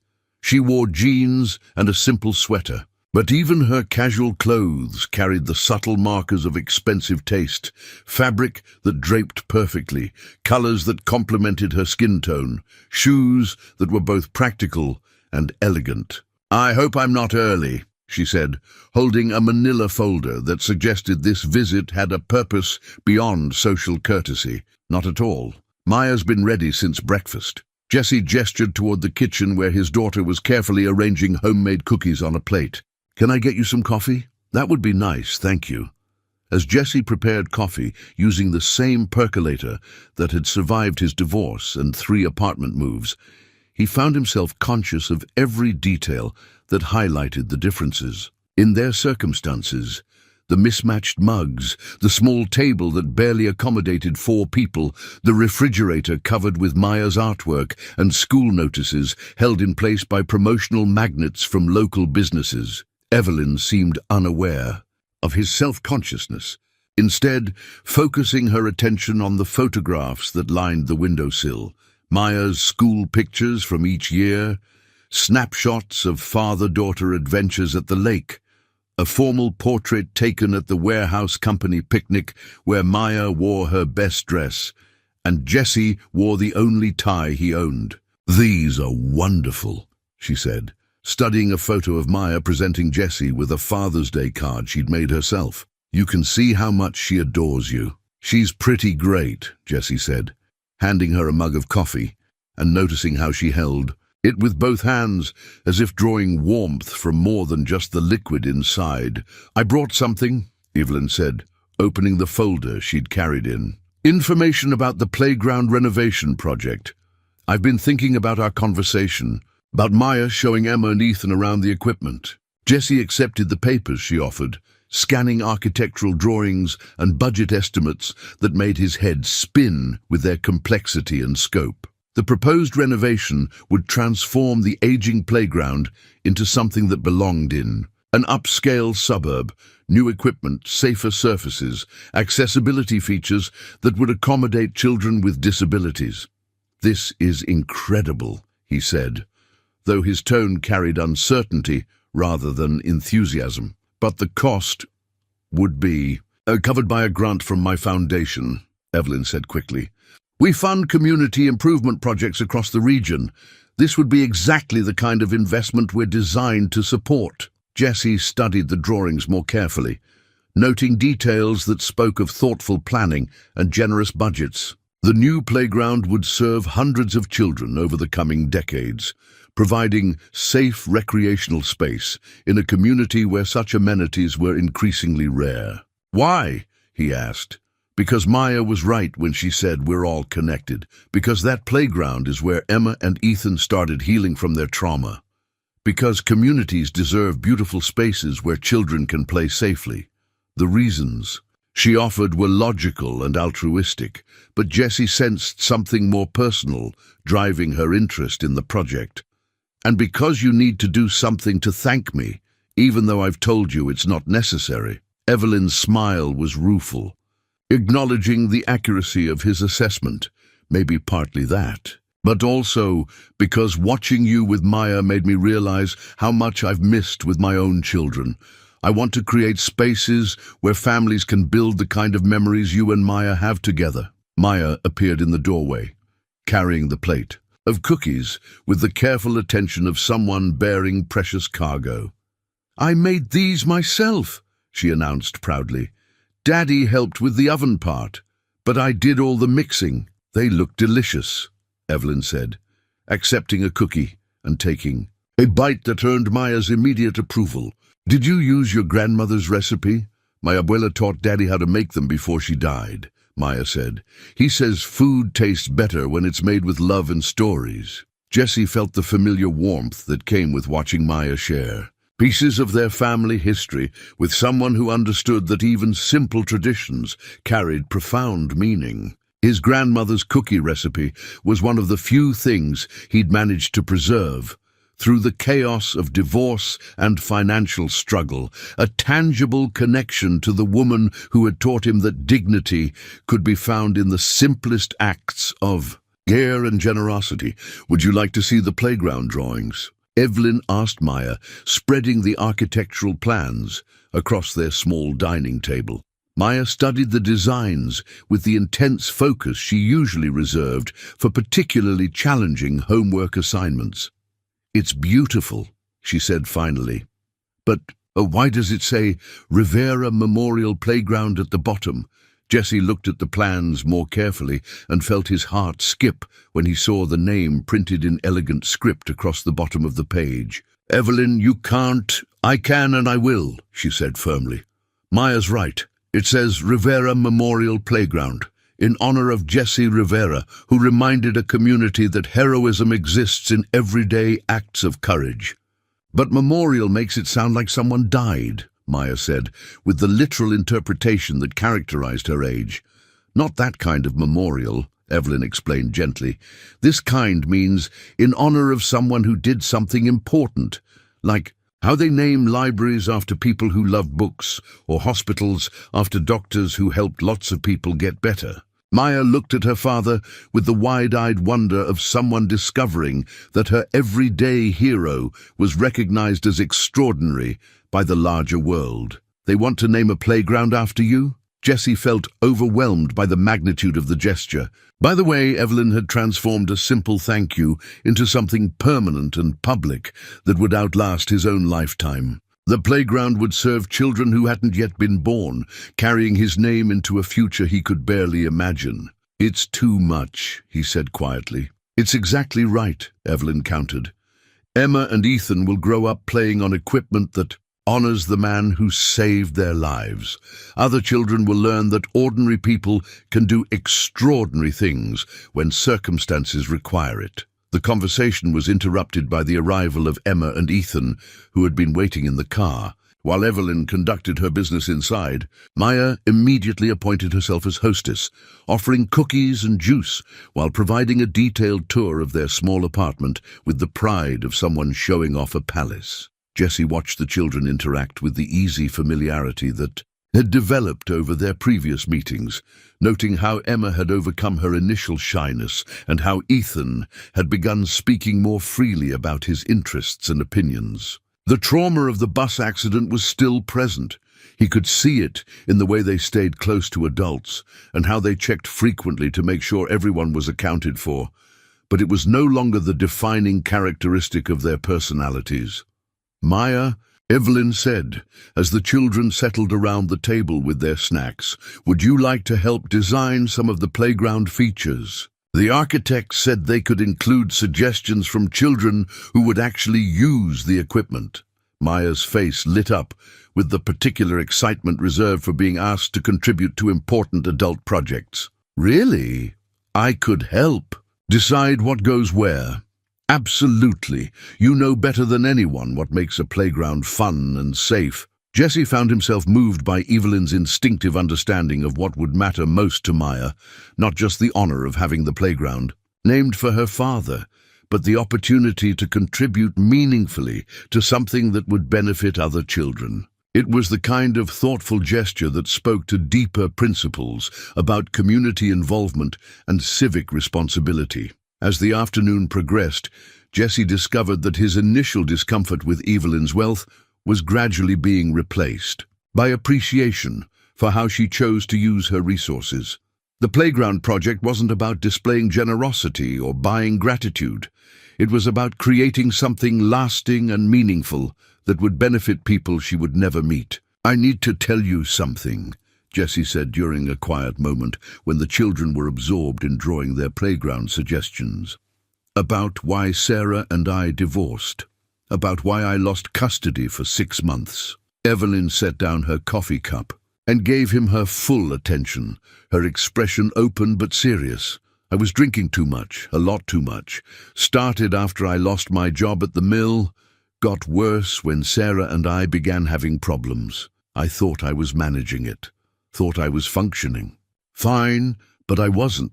Sarah found me passed out in Maya's bedroom one night when I was supposed to be watching her. The memory still carried the sharp edge of shame that had motivated his commitment to sobriety. Maya had been 4 years old enough to understand that Daddy was sick, but too young to comprehend why he kept making promises he couldn't keep. I went to rehab, got sober, fought for joint custody, but Sarah was right to protect Maya from me during that time. I wasn't fit to be anyone's father." Evelyn was quiet for a moment, processing this information without judgment or visible shock. "But you got sober. You got your life back." "I got sober," Jessie confirmed. "But the damage was done. Sarah remarried a guy who can provide stability, security, all the things I couldn't offer during those years. She's been pushing for full custody ever since, and honestly, sometimes I wonder if Maya would be better off with them." "Maya would not be better off anywhere but with you," Evelyn said with quiet certainty. "I've seen how you are together. The love, the respect, the way she trusts you completely. That doesn't happen with parents who aren't worthy of it." Jessie looked across the table where Maya was explaining her playground design to Emma and Ethan with the patient thoroughness of a natural teacher. She was happy, confident, secure in the knowledge that she was loved unconditionally. Whatever mistakes he'd made in the past, he'd somehow managed to build a relationship with his daughter that was strong enough to weather the storms of adult complications. "Why did you tell me that?" Evelyn asked. "Because you shared something personal with me about your grief, about feeling like you'd failed as a parent. I wanted you to know that I understand that feeling, and because if we're going to be friends, really friends, you should know who you're dealing with. A man who made mistakes, learned from them, and built a better life for himself and his daughter," Evelyn said. "That's exactly who I thought I was dealing with." The simplicity of her acceptance surprised Jesse, who had grown accustomed to the weight of his past mistakes, to the way addiction carried a stigma that seemed to overshadow any subsequent achievements. But Evelyn's response suggested that she understood the difference between who someone had been and who they had chosen to become. As the day wound down and Evelyn prepared to take Emma and Ethan home, Jesse realized that their relationship had shifted from gratitude-based acquaintance to something that felt like genuine friendship. They had shared vulnerabilities and discovered common ground that transcended their different circumstances. "Thank you," he said, as she gathered her papers and prepared to leave, "for the playground, for understanding, for giving Maya the chance to be part of something important. Thank you for trusting me with your story," Evelyn replied, "and for showing me what good parenting looks like." That evening, as Jessie helped Maya with her homework at their small kitchen table, she looked up from her math worksheets with the serious expression that preceded important questions. "Daddy, are you going to marry Mrs. Carrington?" The question caught Jesse completely off guard, and he nearly choked on the coffee he'd been drinking. "What? Maya, where did that come from?" "Emma asked me if you were going to be her new daddy. I told her I didn't know, but that it would be okay with me if you were. She's nice, and she makes you smile in a different way than you usually do." Jesse set down his coffee cup and studied his daughter's face, seeing the careful observation skills that had always made her seem older than her years. "What do you mean, a different way? Like you're happy about something that might happen, instead of just happy about something that already did happen," Maya said with the clarity that sometimes surprised him with its accuracy. Jesse considered this assessment, recognizing the truth in her observation. His friendship with Evelyn had introduced possibilities into his life that he hadn't allowed himself to consider since his divorce. The possibility of partnership, of shared responsibility, of love that grew from mutual respect and understanding, rather than simply physical attraction or convenience. "Mrs. Carrington and I are friends," he said carefully. "Good friends. But we've known each other for less than 2 weeks, kiddo. People don't usually make decisions about marriage that quickly." "But you like her?" Maya pressed, with the persistence of someone who had already reached her own conclusions. "Yes," Jesse admitted. "I like her, and I like Emma and Ethan, but that doesn't mean we're going to become a family. Sometimes people are just friends, and that's good too." Maya nodded sagely, but Jessie could see that she was already imagining scenarios that involved playground picnics and holiday celebrations with their new friends. Her optimism was both touching and slightly concerning. He didn't want her to build expectations that might not be fulfilled, didn't want her to experience the disappointment that came with hoping for outcomes beyond their control.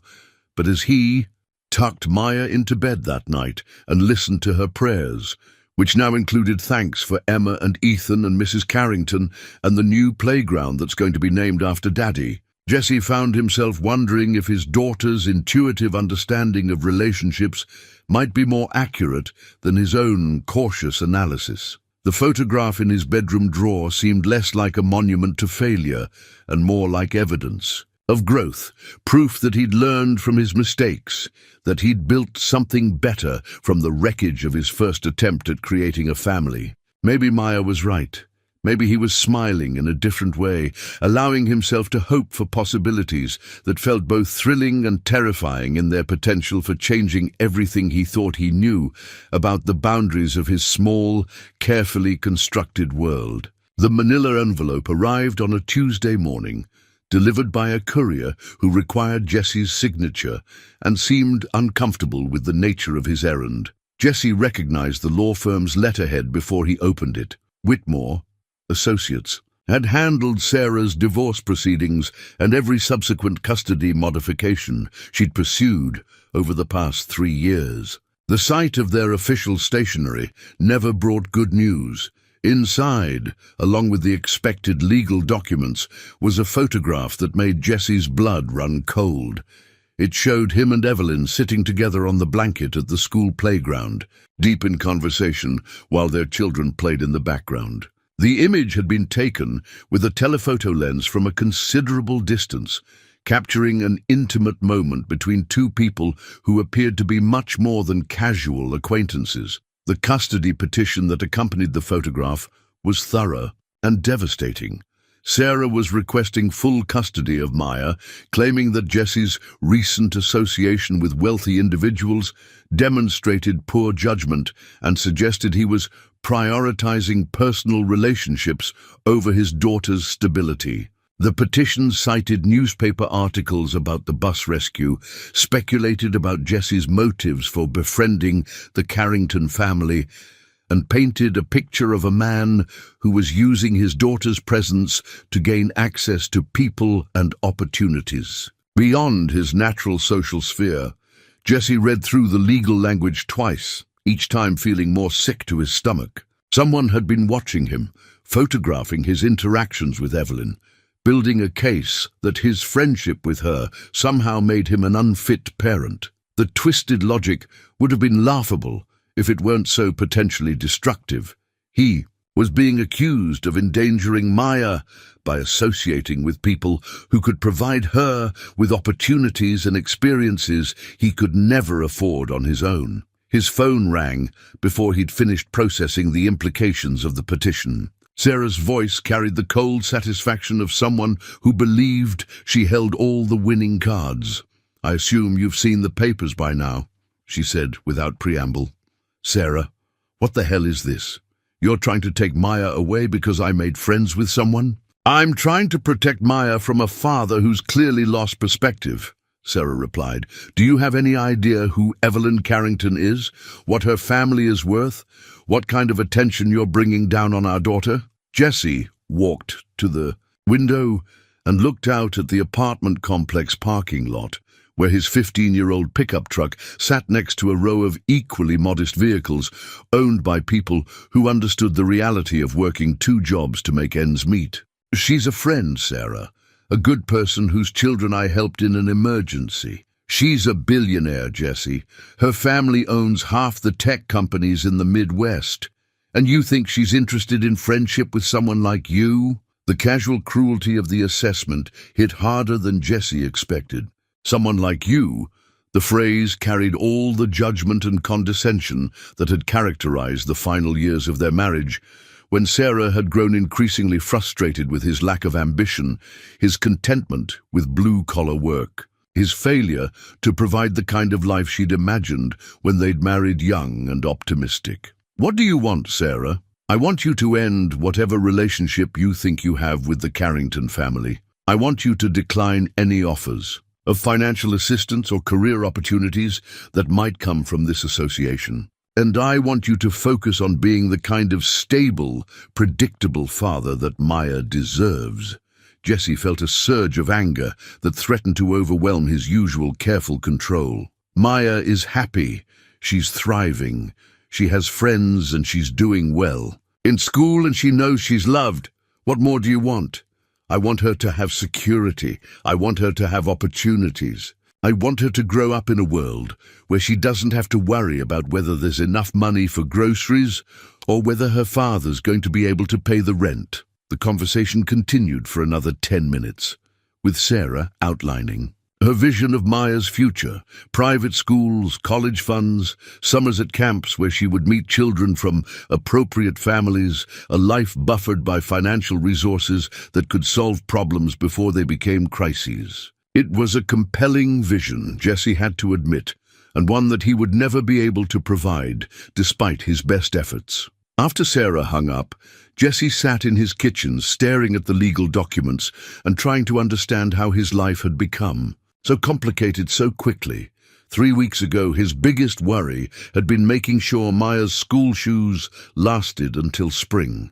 Now he was facing the possibility of losing custody of his daughter because he'd become friends with someone whose wealth apparently made him vulnerable to accusations of gold digging and poor judgment. The private investigator's report was attached to the custody petition, a comprehensive document that detailed Jesse's daily routines, his work schedules, his financial struggles, and his growing relationship with Evelyn. The report included photographs of their meetings, transcripts of overheard conversations, and analysis of their interactions that made innocent friendship sound like calculated manipulation. According to the investigator, Jesse's refusal of Evelyn's initial offers of financial assistance was strategic positioning designed to build trust and create the impression of integrity. His willingness to share personal information about his past addiction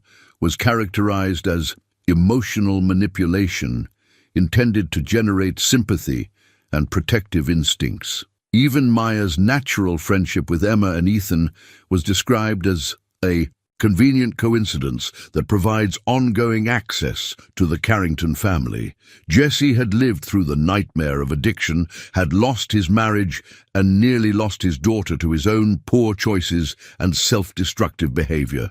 But he'd never felt as violated as he did reading this clinical dissection of his motives and character by someone who had never spoken to him, never witnessed his interactions with Maya, never understood the genuine affection that had developed between him and Evelyn. The knock on his door came an hour later, just as Jesse was trying to figure out how to explain the situation to Maya when she came home from school. He opened it to find Evelyn standing in the hallway, her face showing the same mixture of shock and anger he was feeling. "You've seen the papers," she said, holding up her own copy of the custody petition. "How did you—" "Sarah's lawyer sent copies to my attorney. Professional courtesy, apparently, since I'm named as a co-respondent in the action." Evelyn stepped inside and closed the door behind her, her movements sharp with controlled fury. "This is insane, Jesse. They're trying to use our friendship against you." Jesse gestured toward the kitchen table where the documents were spread out like evidence in a crime scene. "It gets worse. There's a private investigator's report. Someone's been watching us, photographing our meetings, building a case that I'm some kind of opportunist using Maya to get access to your money." Evelyn picked up the report and scanned through it, her expression growing darker with each page. "This is character assassination. None of this is true. True doesn't matter." "If it sounds plausible to a family court judge," Jesse said. "Sarah's right about one thing. I can't provide for Maya the way she can. I work 2 jobs, and we still struggle sometimes. If the court decides that my association with you demonstrates poor judgment or instability, then we fight it. We get better lawyers. We present the truth. We show the court what kind of father you really are." Jesse appreciated her instinctive loyalty, but he'd been through enough custody battles to understand the harsh mathematics of family law. "Evelyn, you don't understand. Sarah has resources I can't match. She can drag this out for months, rack up legal bills I can't pay, make my life so difficult that Maya starts to suffer from the uncertainty. So you're just going to give up? Let them win? I'm going to protect my daughter. If that means ending our friendship to preserve my relationship with Maya, then that's what I have to do." Evelyn stared at him as if he'd suggested something fundamentally incomprehensible. "You think the solution is to run away, to let Sarah dictate who you can and can't be friends with? I think the solution is to not give her any ammunition to use against me," Jesse said, the words tasting bitter even as he spoke them. "This whole thing started because I saved Emma and Ethan. If I just minded my own business, kept my head down, focused on my own problems, those children would be dead." Evelyn interrupted, her voice carrying the sharp edge of someone whose patience had reached its limit, and Maya would have a father who taught her that helping others isn't worth the risk of personal consequences. Jesse felt trapped between competing loyalties, his love for Maya and his growing feelings for Evelyn. his desire to do the right thing, and his need to protect what remained of his carefully constructed life. The custody petition had revealed the fundamental vulnerability of his position, the way financial inequality could be weaponized by people who understood how to manipulate the legal system. "I need time to think," he said finally, "to figure out how to handle this without making things worse for Maya." Evelyn studied his face for a long moment, and Jessie could see her processing the implications of his retreat, understanding that their friendship had become a liability he couldn't afford to maintain. "The playground project," she said quietly. "You want me to cancel it? I can't have my name on a public monument if I'm fighting for custody. Sarah will use it as evidence that I'm more interested in personal recognition than in being a good father. And our friendship, Maya's friendship with Emma and Ethan." Jessie looked away, unable to meet her eyes, while he delivered the words that felt like self-imposed exile. "I think it's better if we step back for a while, until the custody situation is resolved." "I see." Evelyn's voice had gone carefully neutral, the way it probably sounded in boardroom negotiations, when personal feelings had to be set aside for strategic considerations. "And you think this will satisfy Sarah? That if you cut all ties with me, she'll drop the custody petition and leave? Maya alone? I think it removes her primary argument against me. Without the Carrington connection, I go back to being just another single father doing his best to raise his daughter." "Just another single father," Evelyn repeated, as if testing the phrase for hidden meanings. "Is that really how you see yourself?" Jessie considered the question, thinking about the man he'd been before the bus accident, before meeting Evelyn and her children, before his world had expanded to include possibilities he'd never imagined. That man had been content with small victories and modest goals, had measured success in terms of stability rather than achievement, had built a life around the simple pleasure of coming home to Maya's smile at the end of each difficult day. "It's who I was before all this started," he said. "Maybe it's who I should have stayed."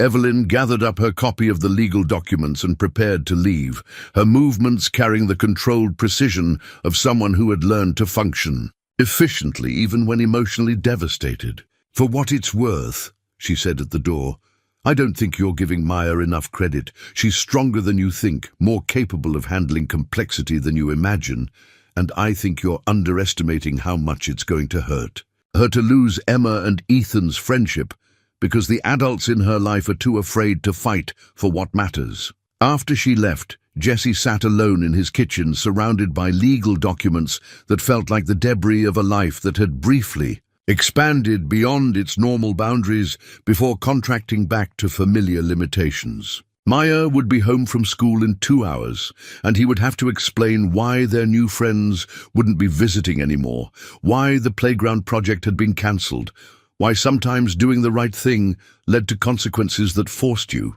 to make choices between different kinds of wrong.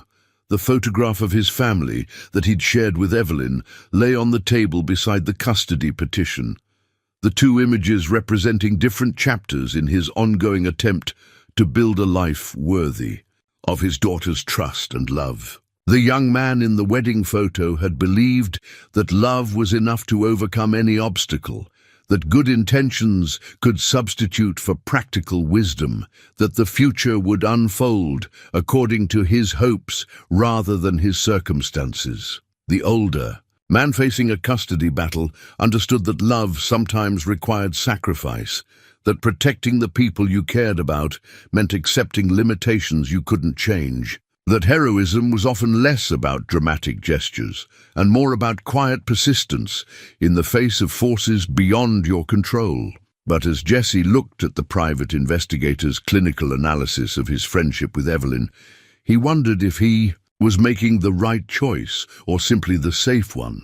If protecting Maya meant preserving their small, isolated life, or fighting for the possibility of something larger, richer, more connected to the community of people who had briefly made him feel like he belonged to something bigger than his own survival. The custody hearing was scheduled for December 15th, 3 weeks before Christmas, and 2 months after Jesse had cut all contact with Evelyn Carrington. The court-appointed mediator had tried to encourage a settlement conference, suggesting that both parties might benefit from avoiding the expense and uncertainty of litigation, but Sarah had declined.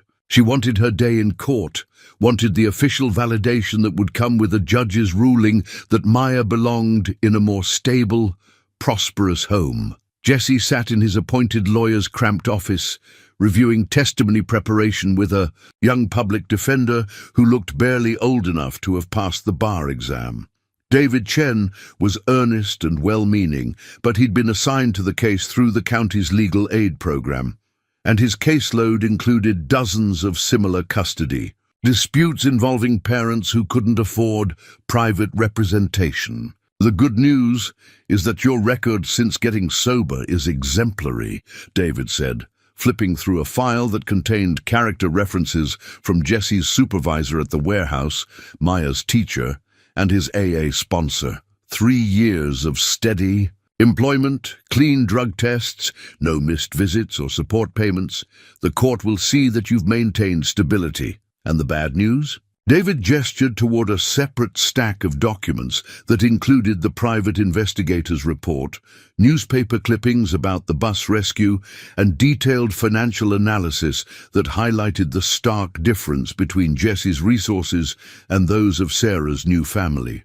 The opposing counsel is going to paint a picture of someone whose judgment is compromised by association with people outside his social and economic class. They'll argue that your friendship with Ms. Carrington represents a pattern of seeking inappropriate relationships for personal gain.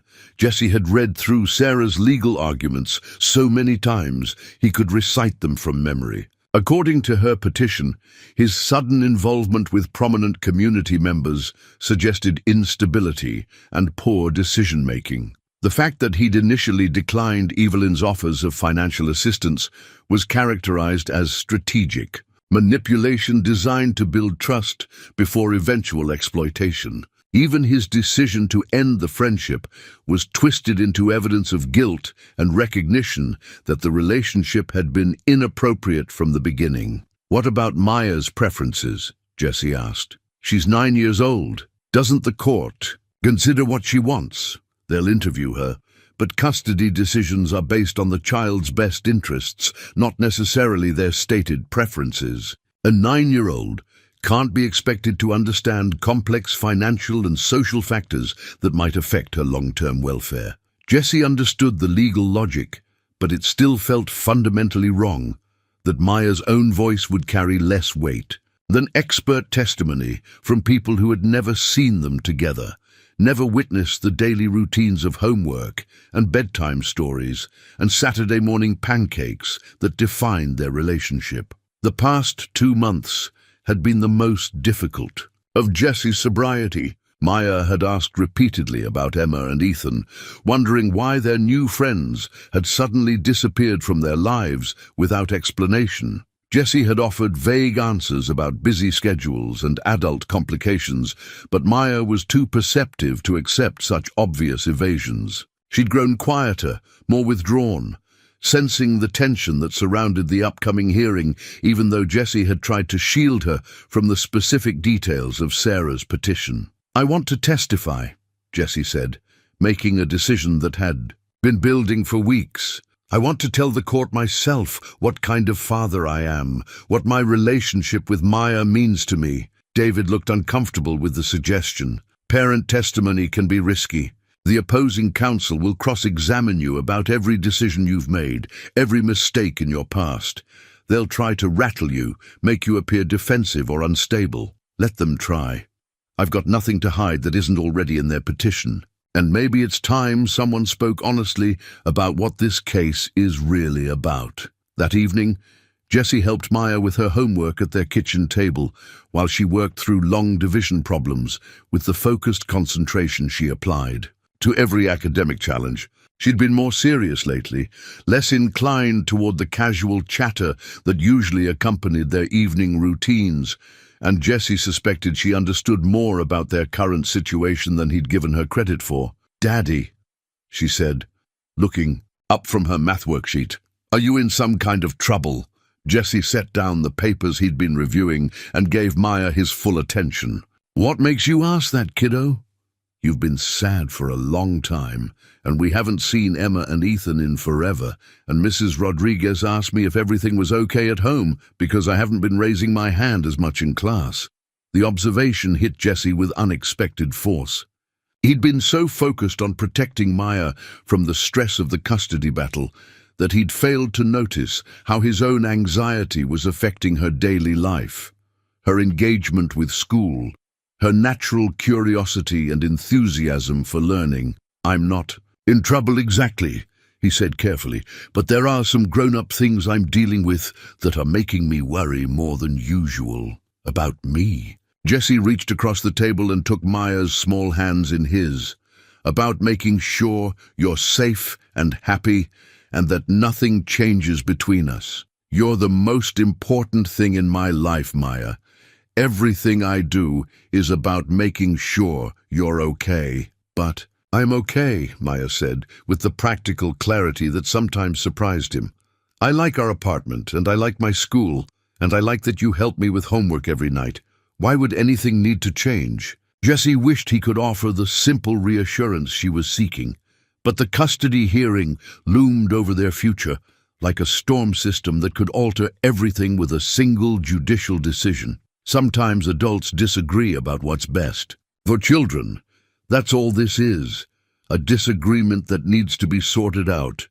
"With Mom?" Jessie nodded, impressed despite himself by Maya's intuitive understanding of family dynamics that most adults tried to keep hidden from children. "Your mother thinks you might be happier living with her and Tom full-time.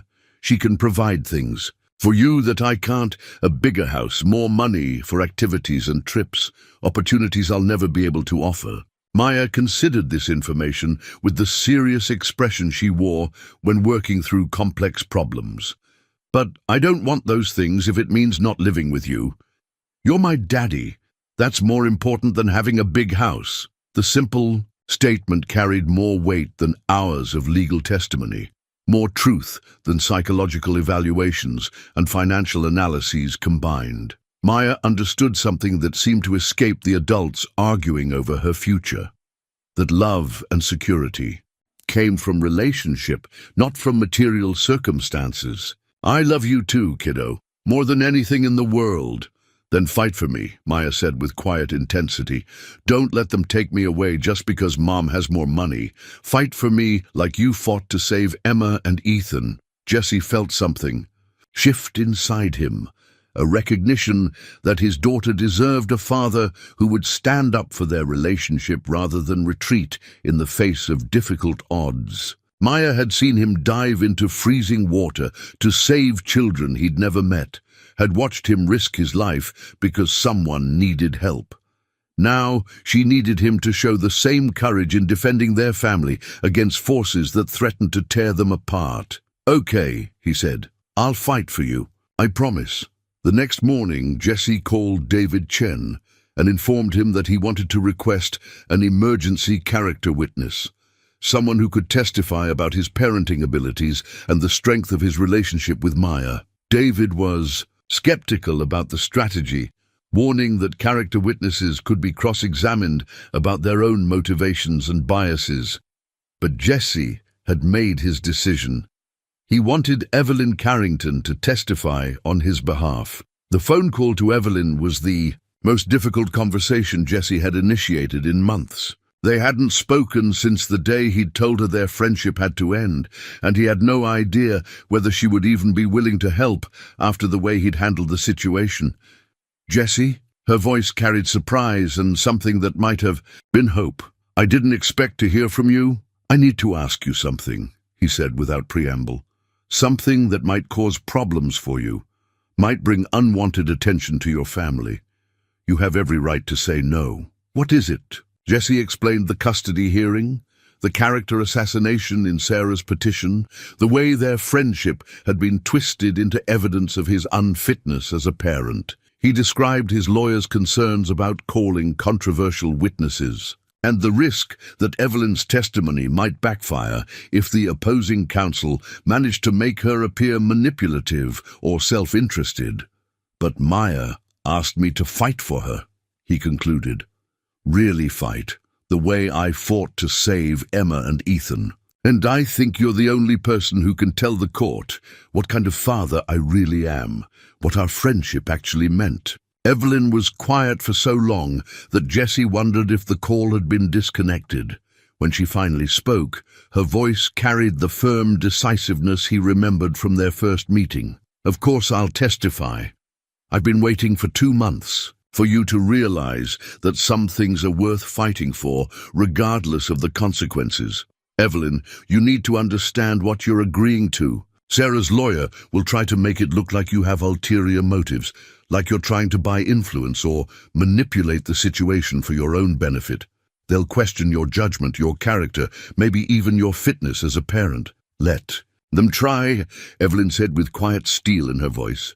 "I've been cross-examined by hostile board members and investigative journalists. I think I can handle a small-town lawyer who's trying to destroy a good man's relationship with his daughter." The relief Jesse felt was profound and immediate, like the moment when a fever breaks and you realize you're going to recover from an illness that seemed overwhelming.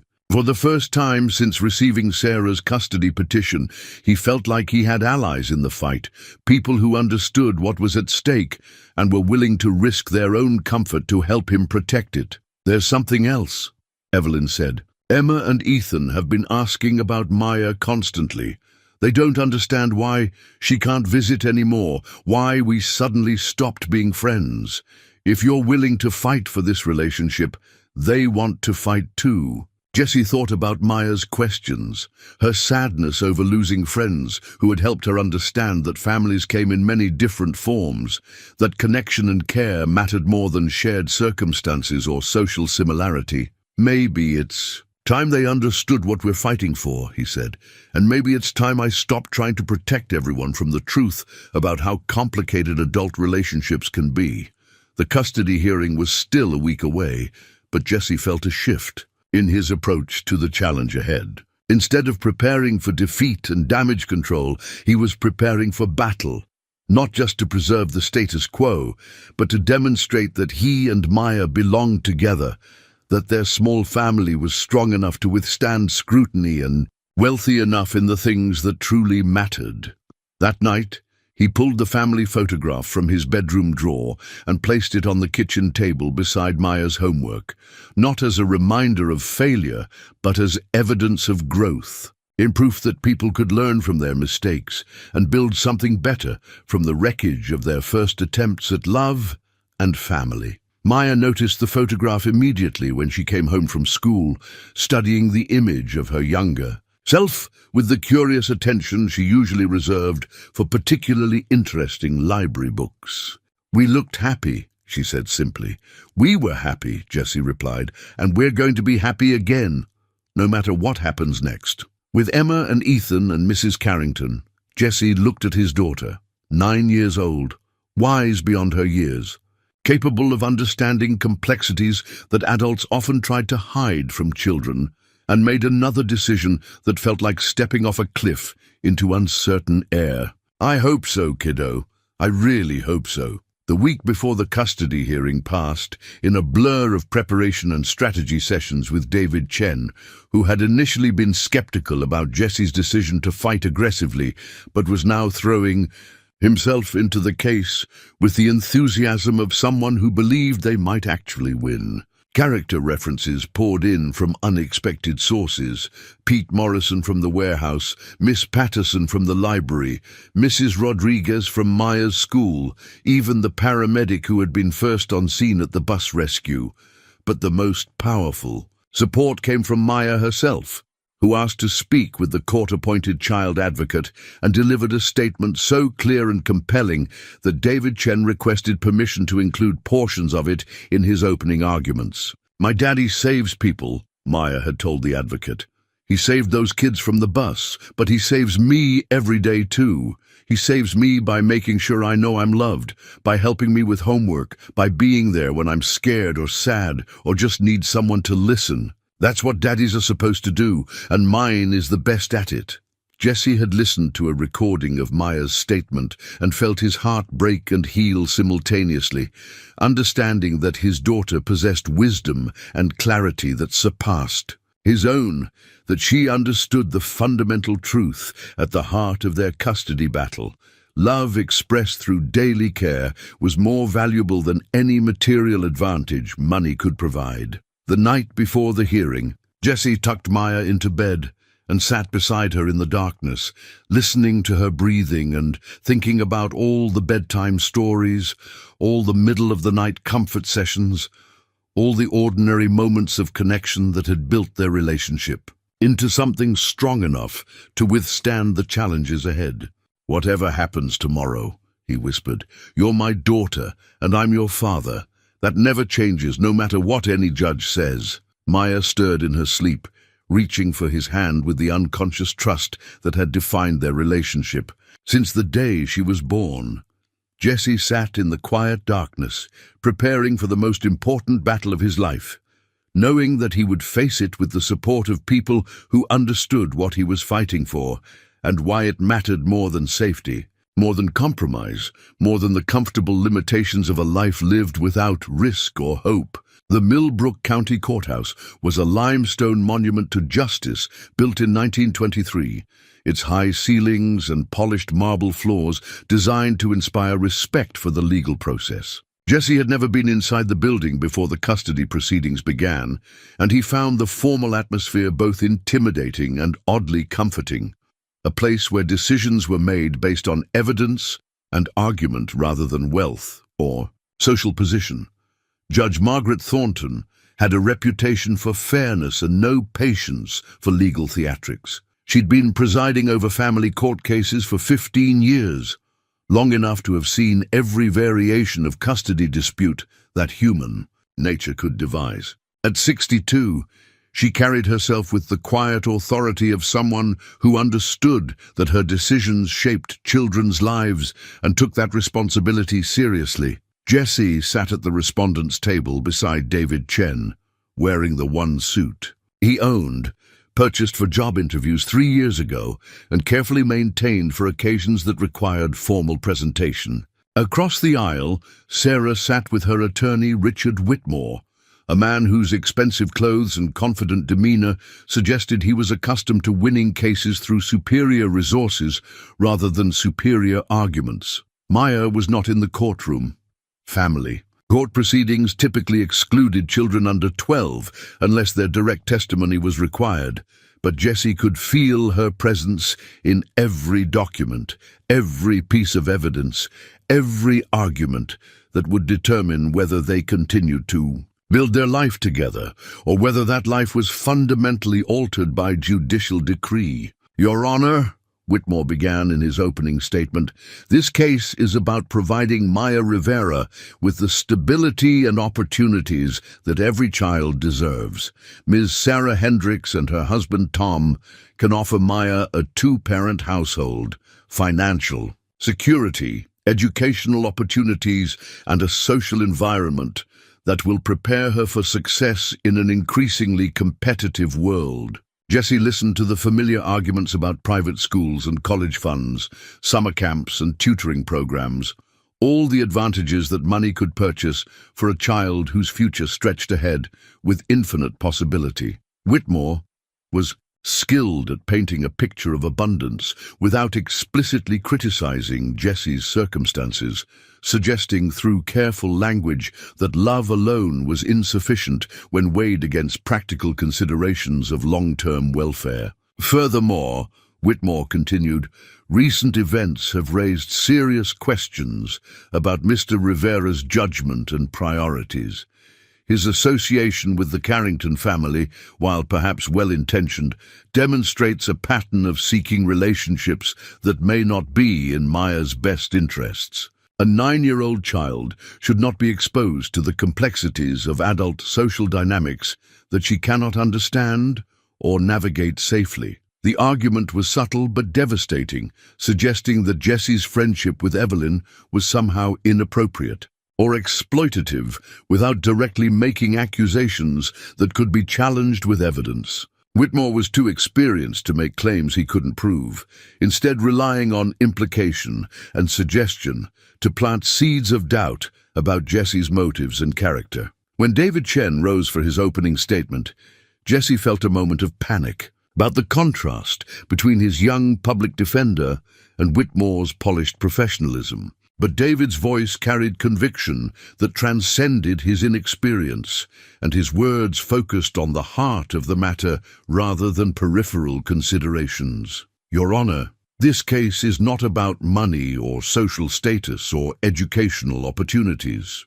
This case is about the bond between a father and daughter who have built a life together based on love, trust, and mutual respect. Maya Rivera is thriving in her current environment, academically, socially, and emotionally, because she has a father who prioritizes her well-being above his own comfort and convenience. David gestured toward the character references and school, records that documented Maya's consistent academic performance, her involvement in school activities, her healthy social development. Mr. Rivera has been sober for 3 years, has maintained steady employment, has never missed a support payment or custody visit.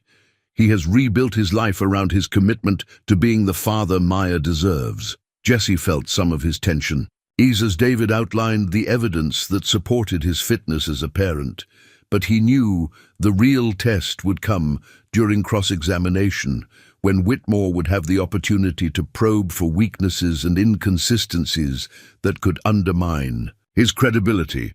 The first witness Sarah called was Dr. Patricia Wells, a child psychologist who specialized in custody evaluations.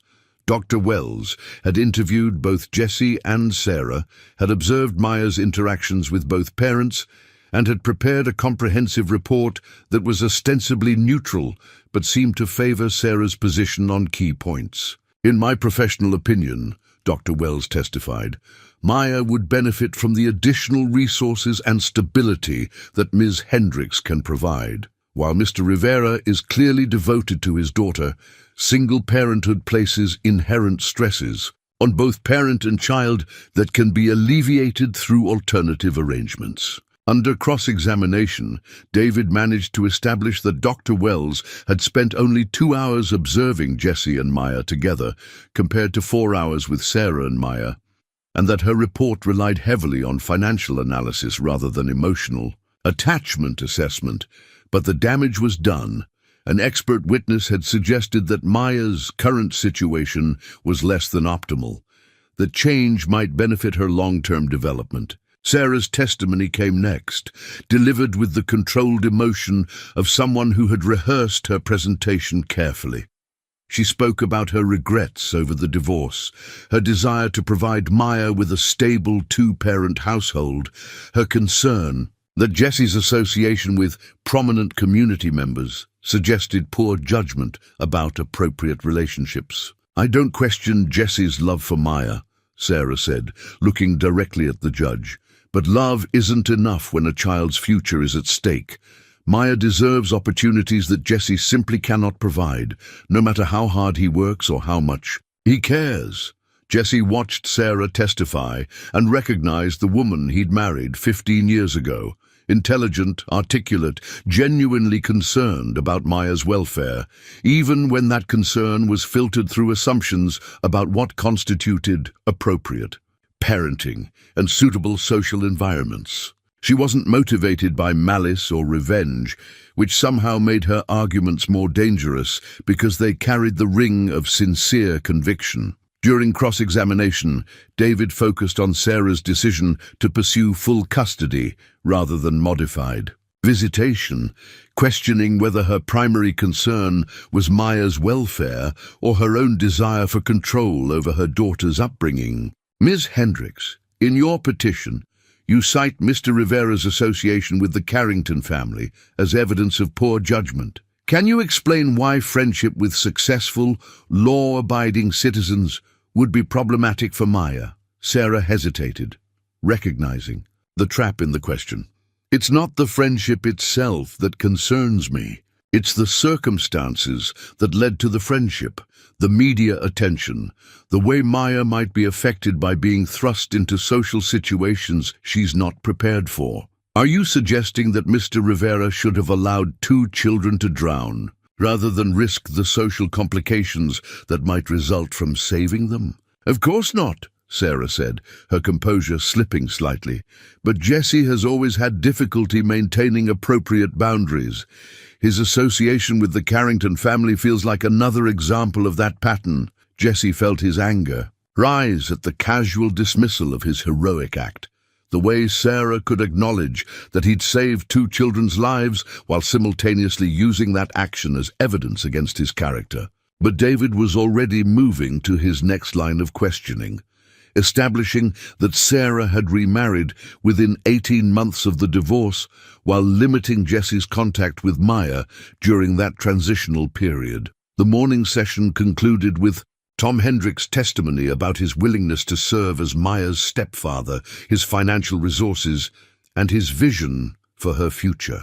Tom was earnest and well-meaning, clearly fond of Maya, and genuinely interested in her welfare, but his testimony felt rehearsed and theoretical compared to the lived experience of daily parenting that Jesse had accumulated over 9 years. During the lunch recess, Jesse sat with David in a small conference room, reviewing their strategy for the afternoon session. Jesse would testify first, followed by his character witnesses, with Evelyn scheduled to appear last, a strategic decision designed to end their case on the strongest possible note. Remember, David said, Whitmore is going to try to provoke you to make you appear defensive or unstable. Stay calm, answer the questions directly, and don't elaborate unless I ask you to. Your job is to show the judge who you really are, not to debate the opposing counsel's interpretation of your actions. Jesse nodded, understanding the advice, but knowing that staying calm under hostile questioning would be one of the most difficult challenges he'd ever faced. Everything he cared about, his relationship with Maya, their future together, the life they'd built through hard work and dedication, would be determined by his ability to present himself as competent and credible under the most stressful circumstances imaginable. As they prepared to return to the courtroom for the afternoon session, Jesse thought about Maya, probably eating lunch with Miss Patterson at the library, unaware that her future was being decided by strangers who would weigh her happiness against abstract considerations of long-term welfare and social appropriateness. He thought about Evelyn, somewhere in the courthouse, preparing to risk her own reputation and privacy to testify on behalf of a man she'd known for less than 3 months, motivated by friendship and principles rather than self-interest or obligation. And he thought about the man he'd been 3 years ago, drinking, unreliable, failing at the most important job of his life, compared to the man he'd become through sobriety, commitment, and the daily practice of putting Maya's needs ahead of his own comfort and convenience. The afternoon session would determine which version of Jesse Rivera the court would accept as real, which narrative would shape Maya's future, and whether the love between a father and daughter was strong enough to withstand the complex forces that threatened to separate them permanently. Jesse's hands were steady as he raised his right hand and swore to tell the truth, the whole truth, and nothing but the truth. 3 years of sobriety had taught him that honesty was not just a moral principle, but a practical necessity, that lies required more energy to maintain than truth required to defend, and that the most powerful testimony he could offer was simply the unvarnished account of who he had become and why that mattered for Maya's future. David Chen began with straightforward questions designed to establish Jesse's current circumstances and his relationship with his daughter. Jesse described his daily routine, his work schedule, Maya's academic performance and social development, the small rituals that defined their life together. Homework at the kitchen table, bedtime stories, Saturday morning pancakes, the comfortable rhythms of a household where 2 people had learned to depend on each other completely. Mr. Rivera, David said, Can you describe for the court what happened on the afternoon of October 8th? Jesse took a deep breath and recounted the bus accident, his decision to dive into the lake, the rescue of Emma and Ethan Carrington. He spoke simply and directly, without embellishment or false modesty, describing his actions as the instinctive response of someone who saw children in danger and acted without considering the consequences. Did you know who those children were when you decided to enter the water? No, they were just two kids who needed help. Did you consider the risks to your own safety? Not really. I saw them trapped in the bus, and I knew someone had to get them out before the vehicle sank completely. What went through your mind during the rescue? Jesse paused, remembering the bone-chilling cold of the lake, the desperate struggle against the current, the weight of two small bodies clinging to him as he fought his way back to shore. I thought about Maya, he said quietly, about how I would want someone to help her if she was ever in that situation. And I thought about how I needed to get those children to safety so I could go home to my daughter. David walked Jesse through his subsequent meeting with Evelyn Carrington, their friendship, the playground project, and the children's developing relationships. Jesse described Evelyn as a single mother struggling with grief and parenting challenges, someone whose wealth couldn't solve the fundamental difficulties of raising children who had experienced trauma. Mr. Rivera, the opposing counsel,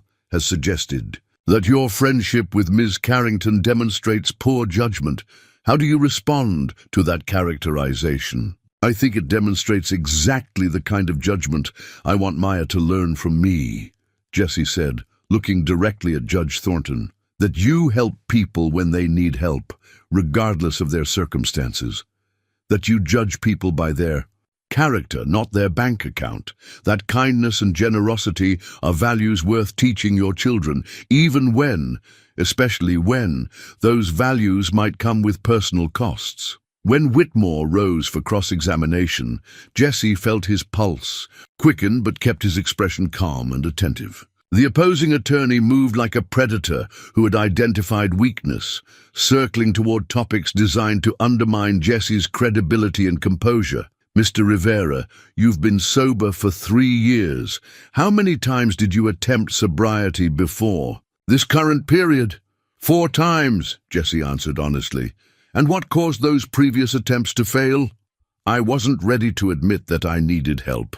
I thought I could control my drinking on my own, and I was wrong. During your period of active addiction, did you ever endanger Maya through your behavior? Jesse felt the familiar shame rise in his throat, but he answered directly, yes. There were times when I was supposed to be watching her but was too impaired to be a responsible parent.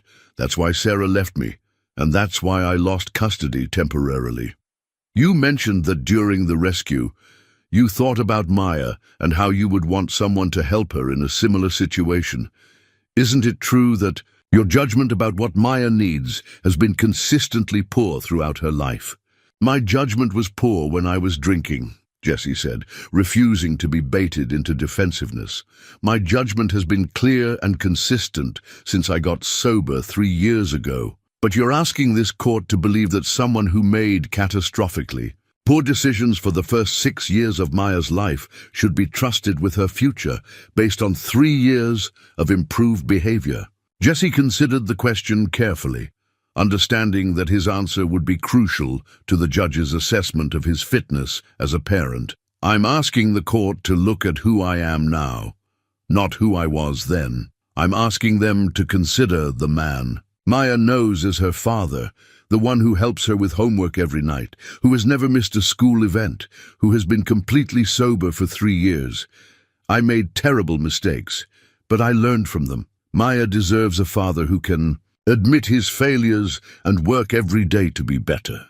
Whitmore spent another 20 minutes probing Jesse's finances, his living situation, his ability to provide educational opportunities and social advantages that Sarah could offer. But Jesse had prepared for these questions, and his responses focused consistently on Maya's actual needs rather than abstract possibilities.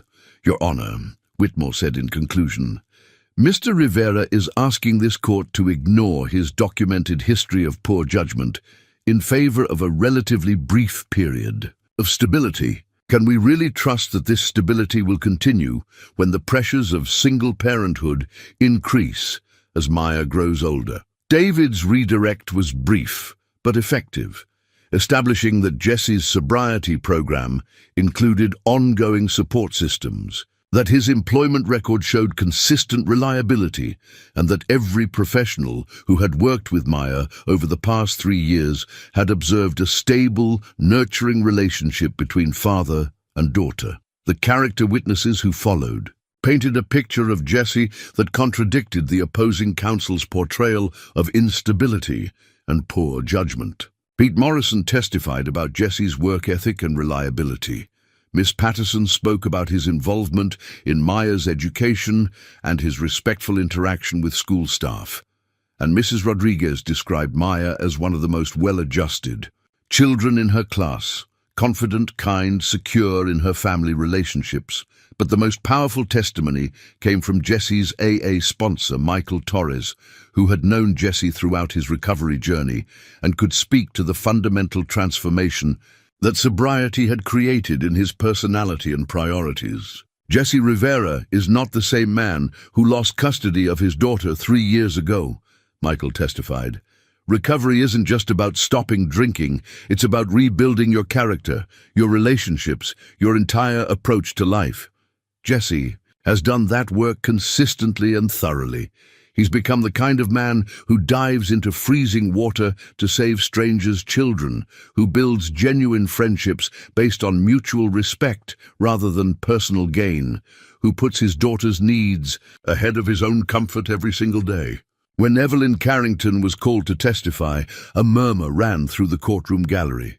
She walked to the witness stand with the composed confidence of someone accustomed to public scrutiny, but Jesse could see the tension in her shoulders, the careful control that suggested she understood the stakes involved in her testimony. David began with basic questions about how she had met Jesse, the circumstances of their friendship, her observations of his relationship with Maya. Evelyn spoke clearly and directly, describing Jesse as the most genuinely selfless person I've ever met, and Maya as a confident, happy child who clearly adores her father and trusts him completely. Ms. Carrington, David said, you've been characterized as wealthy and successful. From your perspective, what kind of father is Jesse Rivera? He's the kind of father I wish I could be, Evelyn said simply. He listens to Maya, really listens, in a way that makes her feel heard and valued. He's patient when she's struggling with something, encouraging when she's trying something new, protective without being overprotective. He's taught her values that money can't buy: kindness, courage, integrity, the importance of helping others. Has Mr. Rivera ever asked you for financial assistance or tried to leverage your friendship for personal gain? Never. In fact, he's consistently refused my offers to help, even when I knew he was struggling financially. The playground project was something I proposed because I wanted to honor what he'd done for my children, not because he requested recognition or reward. When Whitmore began his cross-examination, his tone was respectful but skeptical, designed to suggest that Evelyn's testimony was colored by gratitude rather than objective assessment. Ms. Carrington, you've known Mr. Rivera for less than 3 months. Don't you think that's a relatively short time period on which to base judgments about someone's character? I've known him during a crisis that revealed his true character. Evelyn replied, I've seen how he responds under pressure, how he treats his daughter, how he handles both success and adversity. 3 months of genuine interaction can reveal more about someone's character than years of superficial acquaintance. Isn't it possible that your judgment is influenced by gratitude for his rescue of your children? My gratitude is for saving Emma and Ethan's lives. My assessment of his character is based on everything I've observed about how he lives his life, how he parents his daughter, how he treats other people. Those are separate considerations. Ms. Carrington, you run a major corporation and have significant financial resources. Don't you think it's possible that Mr. Rivera's interest in your friendship is motivated by factors other than genuine affection? Evelyn's response was immediate and unwavering. Mr. Rivera ended our friendship when he thought it might jeopardize his custody of Maya. If he were motivated by financial considerations, he would have maintained the relationship regardless of the personal cost. Instead, he chose to protect his daughter, even when it meant giving up someone who had become important to him. Jesse felt his throat tighten as Evelyn's words revealed the sacrifice he'd made and the reasons behind it. She understood that he'd walked away from their friendship not because it was unimportant, but because it was so important that he couldn't risk losing Maya for it.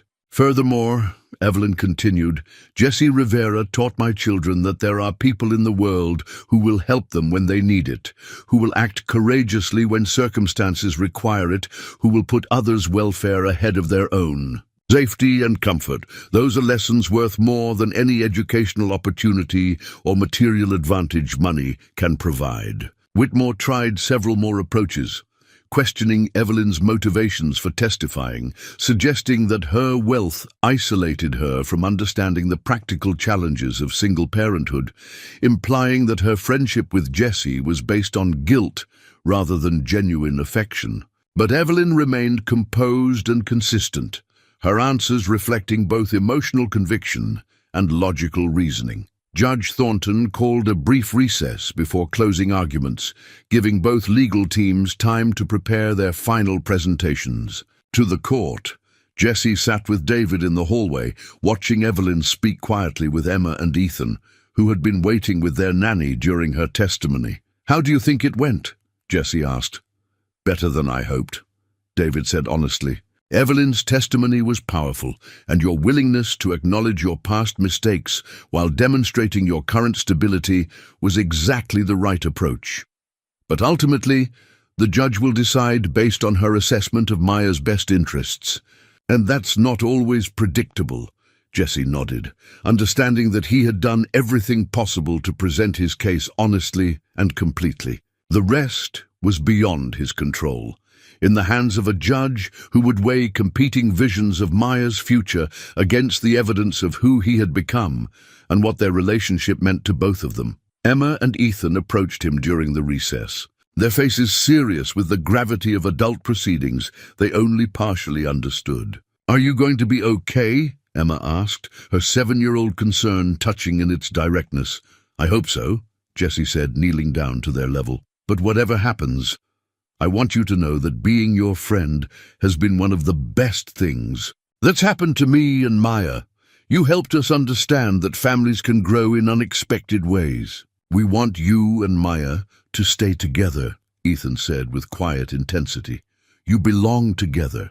Everyone can see it." Jesse hoped that everyone included Judge Thornton, whose decision would determine whether the family he and Maya had built through love, commitment and daily care would survive the legal challenge that threatened to tear them apart. Judge Thornton returned to the bench after a 2-hour deliberation that felt like an eternity to everyone gathered in the courtroom. Jesse sat beside David Chen, his hands folded carefully in his lap, trying to read meaning into the judge's expression. While understanding that 15 years of family court proceedings had probably taught her to maintain perfect judicial neutrality regardless of her private thoughts. "I want to begin," Judge Thornton said, "by acknowledging that this case represents the kind of difficult decision that family courts face regularly, weighing competing visions of a child's welfare, each presented by people who genuinely care about that child's future. Both Ms. Hendricks and Mr. Rivera love Maya deeply, and both can offer her valuable things as she grows into adulthood." Jesse felt his heart sink at the preamble, which sounded like preparation for a compromise solution that would satisfy no one while disrupting the life he and Maya had built together. "However," the judge continued, "custody decisions must be based on the child's best interests, not on abstract considerations of what might be theoretically optimal. I must look at the evidence of Maya's current well-being, the stability of her primary relationship, and the likelihood that proposed changes would improve rather than disrupt her development. Judge Thornton consulted her notes, then looked directly at Jesse before continuing. Mr. Rivera, you have presented compelling evidence of your transformation over the past 3 years. Your sobriety record is exemplary. Your employment history shows consistent reliability, and your relationship with Maya demonstrates the kind of engaged, nurturing parenting that promotes healthy development. The character witnesses who testified on your behalf painted a picture of someone who has learned from past mistakes and built a stable, loving home environment. Jesse felt hope begin to build in his chest, but he forced himself to remain calm until the judge finished her complete ruling. The court is particularly impressed by Maya's own assessment of her living situation, as reported by the child advocate. Her statements reflect a child who feels secure, valued, and deeply loved by her father.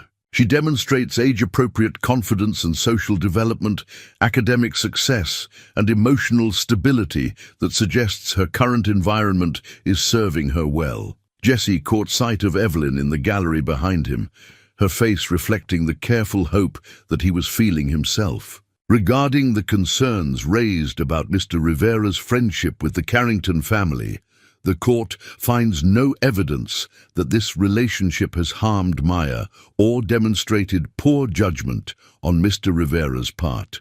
Indeed, the evidence suggests that this friendship has enriched Maya's understanding of community, friendship, and the kind of values that promote civic engagement and mutual support. Judge Thornton paused, looking at both legal teams before delivering her final ruling. The petition for modification of custody is denied. Maya Rivera will remain in the primary physical custody of her father, Jesse Rivera. The current visitation schedule with Ms. Hendricks will continue unchanged. Jesse felt his knees go weak, with relief so profound it was almost physical pain releasing from his body. Maya would stay with him. Their life together would continue. The small apartment, the homework sessions, the Saturday morning pancakes, the bedtime stories, all of it would remain intact. Furthermore, Judge Thornton added, the court wants to commend Mr. Rivera for his honesty about his past struggles and his demonstrated commitment to his daughter's welfare. Recovery from addiction is one of the most difficult challenges a person can face, and Mr. Rivera has shown that he has not only maintained his sobriety, but built a stable, nurturing home environment that serves Maya's best interests. Sarah's face showed disappointment, but not surprise. She had always been realistic about the strength of Jesse's relationship with Maya, even when she disagreed with his circumstances and choices. Tom placed a supportive hand on her shoulder, and Jesse could see that they would accept the court's decision with grace, even if it wasn't what they had hoped for. As the courtroom began to empty, Jesse felt overwhelmed by the number of people who approached to offer congratulations and support. Pete Morrison clapped him on the shoulder with the gruff affection of someone who had watched him rebuild his life through hard work and determination. Miss Patterson smiled with the satisfied expression of someone whose faith in human goodness had been validated.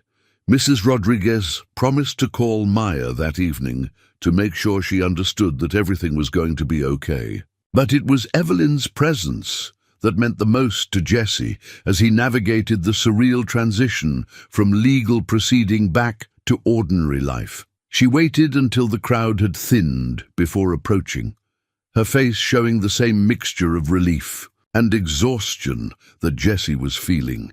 "Thank you," he said, the words completely inadequate to express what her testimony had meant to him and Maya. "I know what you risked by testifying for me."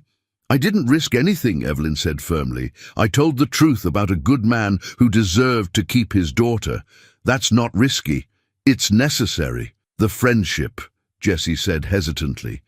"If you're willing, I'd like to try again, without the legal complications, without the pressure of custody battles and private investigators. Just friendship." Evelyn's smile was the first completely unguarded expression he'd seen from her since the day they'd met at the community center. "I'd like that too. Emma and Ethan have been asking about Maya every day.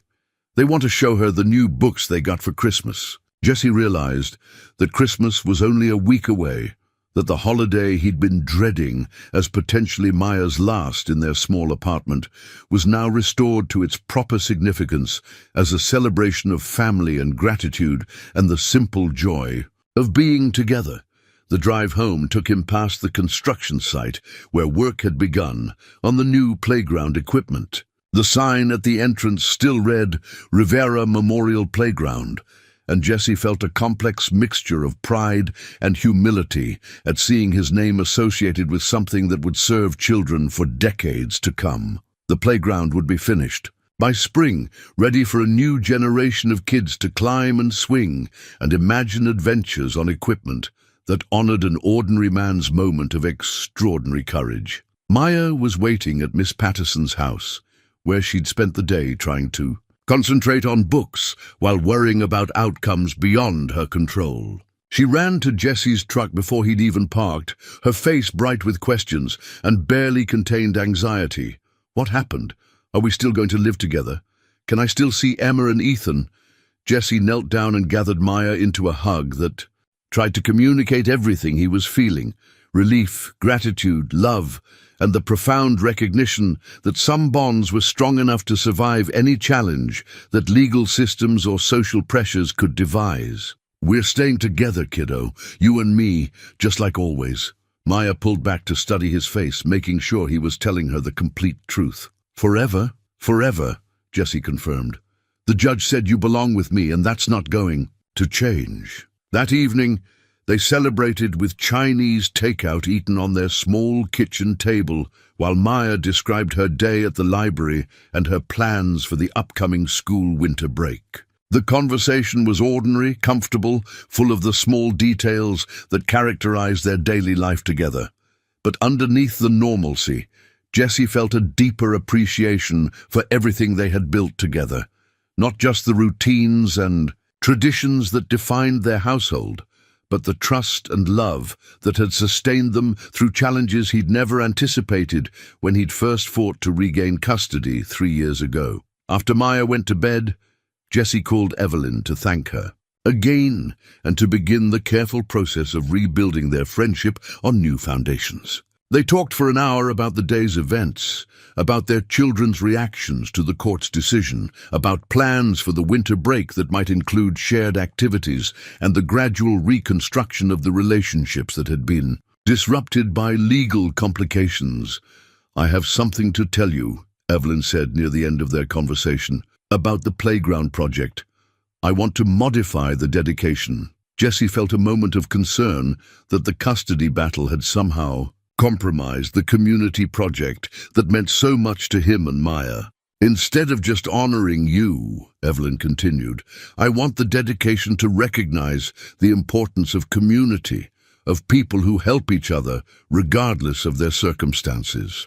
In honor of everyday heroes who remind us that courage comes in many forms and that the greatest adventures begin when we choose to help each other." Jesse thought about the playground that would serve children from all kinds of families, single parents and married couples, wealthy and struggling, people whose lives intersected briefly or became permanently intertwined through the simple recognition that everyone needed support, encouragement, and the occasional reminder that goodness existed in the world. 6 months later, Jesse stood at the edge of the completed playground, watching Maya demonstrate the climbing wall technique to Emma and Ethan, while Evelyn stood nearby taking photographs that would probably end up in frames throughout her large, no longer lonely house. The spring afternoon was warm, with the promise of summer adventures ahead, and the playground equipment gleamed with the fresh paint and new hardware that would serve decades of children who had yet to be born. The dedication ceremony had been simple and community-focused, attended by families from throughout Millbrook who understood that the playground represented more than recreational equipment. It symbolized the possibility of creating something beautiful and lasting when people chose to work together rather than retreat into the isolation of their individual circumstances.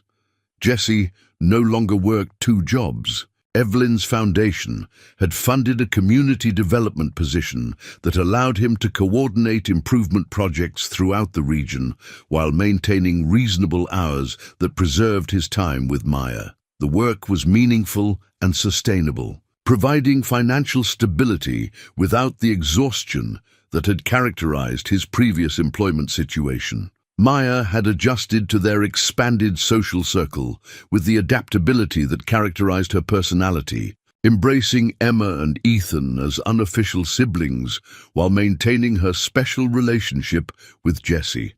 She understood intuitively that their friendship with the Carrington family had enriched their lives without fundamentally altering the bond between father and daughter that remained the foundation of their household. As the afternoon sun began to sink lower in the sky, painting the playground equipment in shades of gold and amber, Jesse reflected on the unexpected journey that had begun with a school bus accident and led to discoveries about love, community, and the way ordinary people could choose to make extraordinary differences in each other's lives. The photograph in his bedroom drawer had been joined by newer images, pictures of blended family gatherings, playground celebrations, quiet moments, when 4 children and 2 adults had created memories that none of them could have imagined when they'd first met under circumstances of crisis and emergency response. "Daddy," Maya called from the top of the climbing structure, "look how high we are. We can see everything from up here." Jesse looked up at his daughter, 9 years old, confident, secure in the knowledge that she was loved completely, and felt the familiar mixture of pride and protective love that had sustained him through every challenge of single parenthood. But now that love was enhanced by the understanding that families could grow in unexpected directions, that friendship could evolve into something that resembled love without threatening the bonds that had existed before, Evelyn moved to stand beside him, both of them watching their children play with the easy familiarity that had developed over months of shared experiences and mutual support. "Thank you," she said quietly, echoing words they'd exchanged many times over the past year. "For what this time? For showing me that some risks are worth taking, for teaching Emma and Ethan that there are people in the world who will help when help is needed, for reminding me that the best things in life can't be purchased or planned. They happen when we're brave enough to step outside our comfortable boundaries and trust that other people might be as good as we hope they are." Jesse nodded, understanding that their friendship had required courage from both of them. His willingness to accept help without losing dignity, her willingness to offer support without expectation of return. They had learned to navigate the complex dynamics of different social and economic circumstances, while focusing on the fundamental human needs that connected all parents. The desire to raise children who were confident, kind, and capable of contributing to the world in positive ways. As the spring afternoon faded into evening and the children reluctantly climbed down from their various adventures to prepare for the journey home, Jesse realized that his life had become something he'd never quite dared to imagine. Not perfect, but rich with connection and purpose, and the daily satisfaction of knowing that love expressed through consistent care was the most valuable gift he could offer Maya and the community that had embraced them both. The playground would serve children for generations to come, but its real legacy was the reminder that ordinary people could choose to be heroes in small, daily ways that mattered more than dramatic gestures or grand pronouncements. Jesse Rivera had saved 2 children from drowning, but more importantly, he had learned to save himself and his daughter by building a life based on honesty, commitment, and the recognition that everyone deserved the chance to become better than their worst moments suggested they might be. The new family portrait would be taken at Christmas, showing Jesse and Maya alongside Evelyn, Emma, and Ethan in front of a tree that sparkled with lights and possibilities for a future none of them could predict. But all of them would face together, connected by bonds that had grown stronger through testing and proven resilient enough to weather whatever challenges lay ahead in the years to come.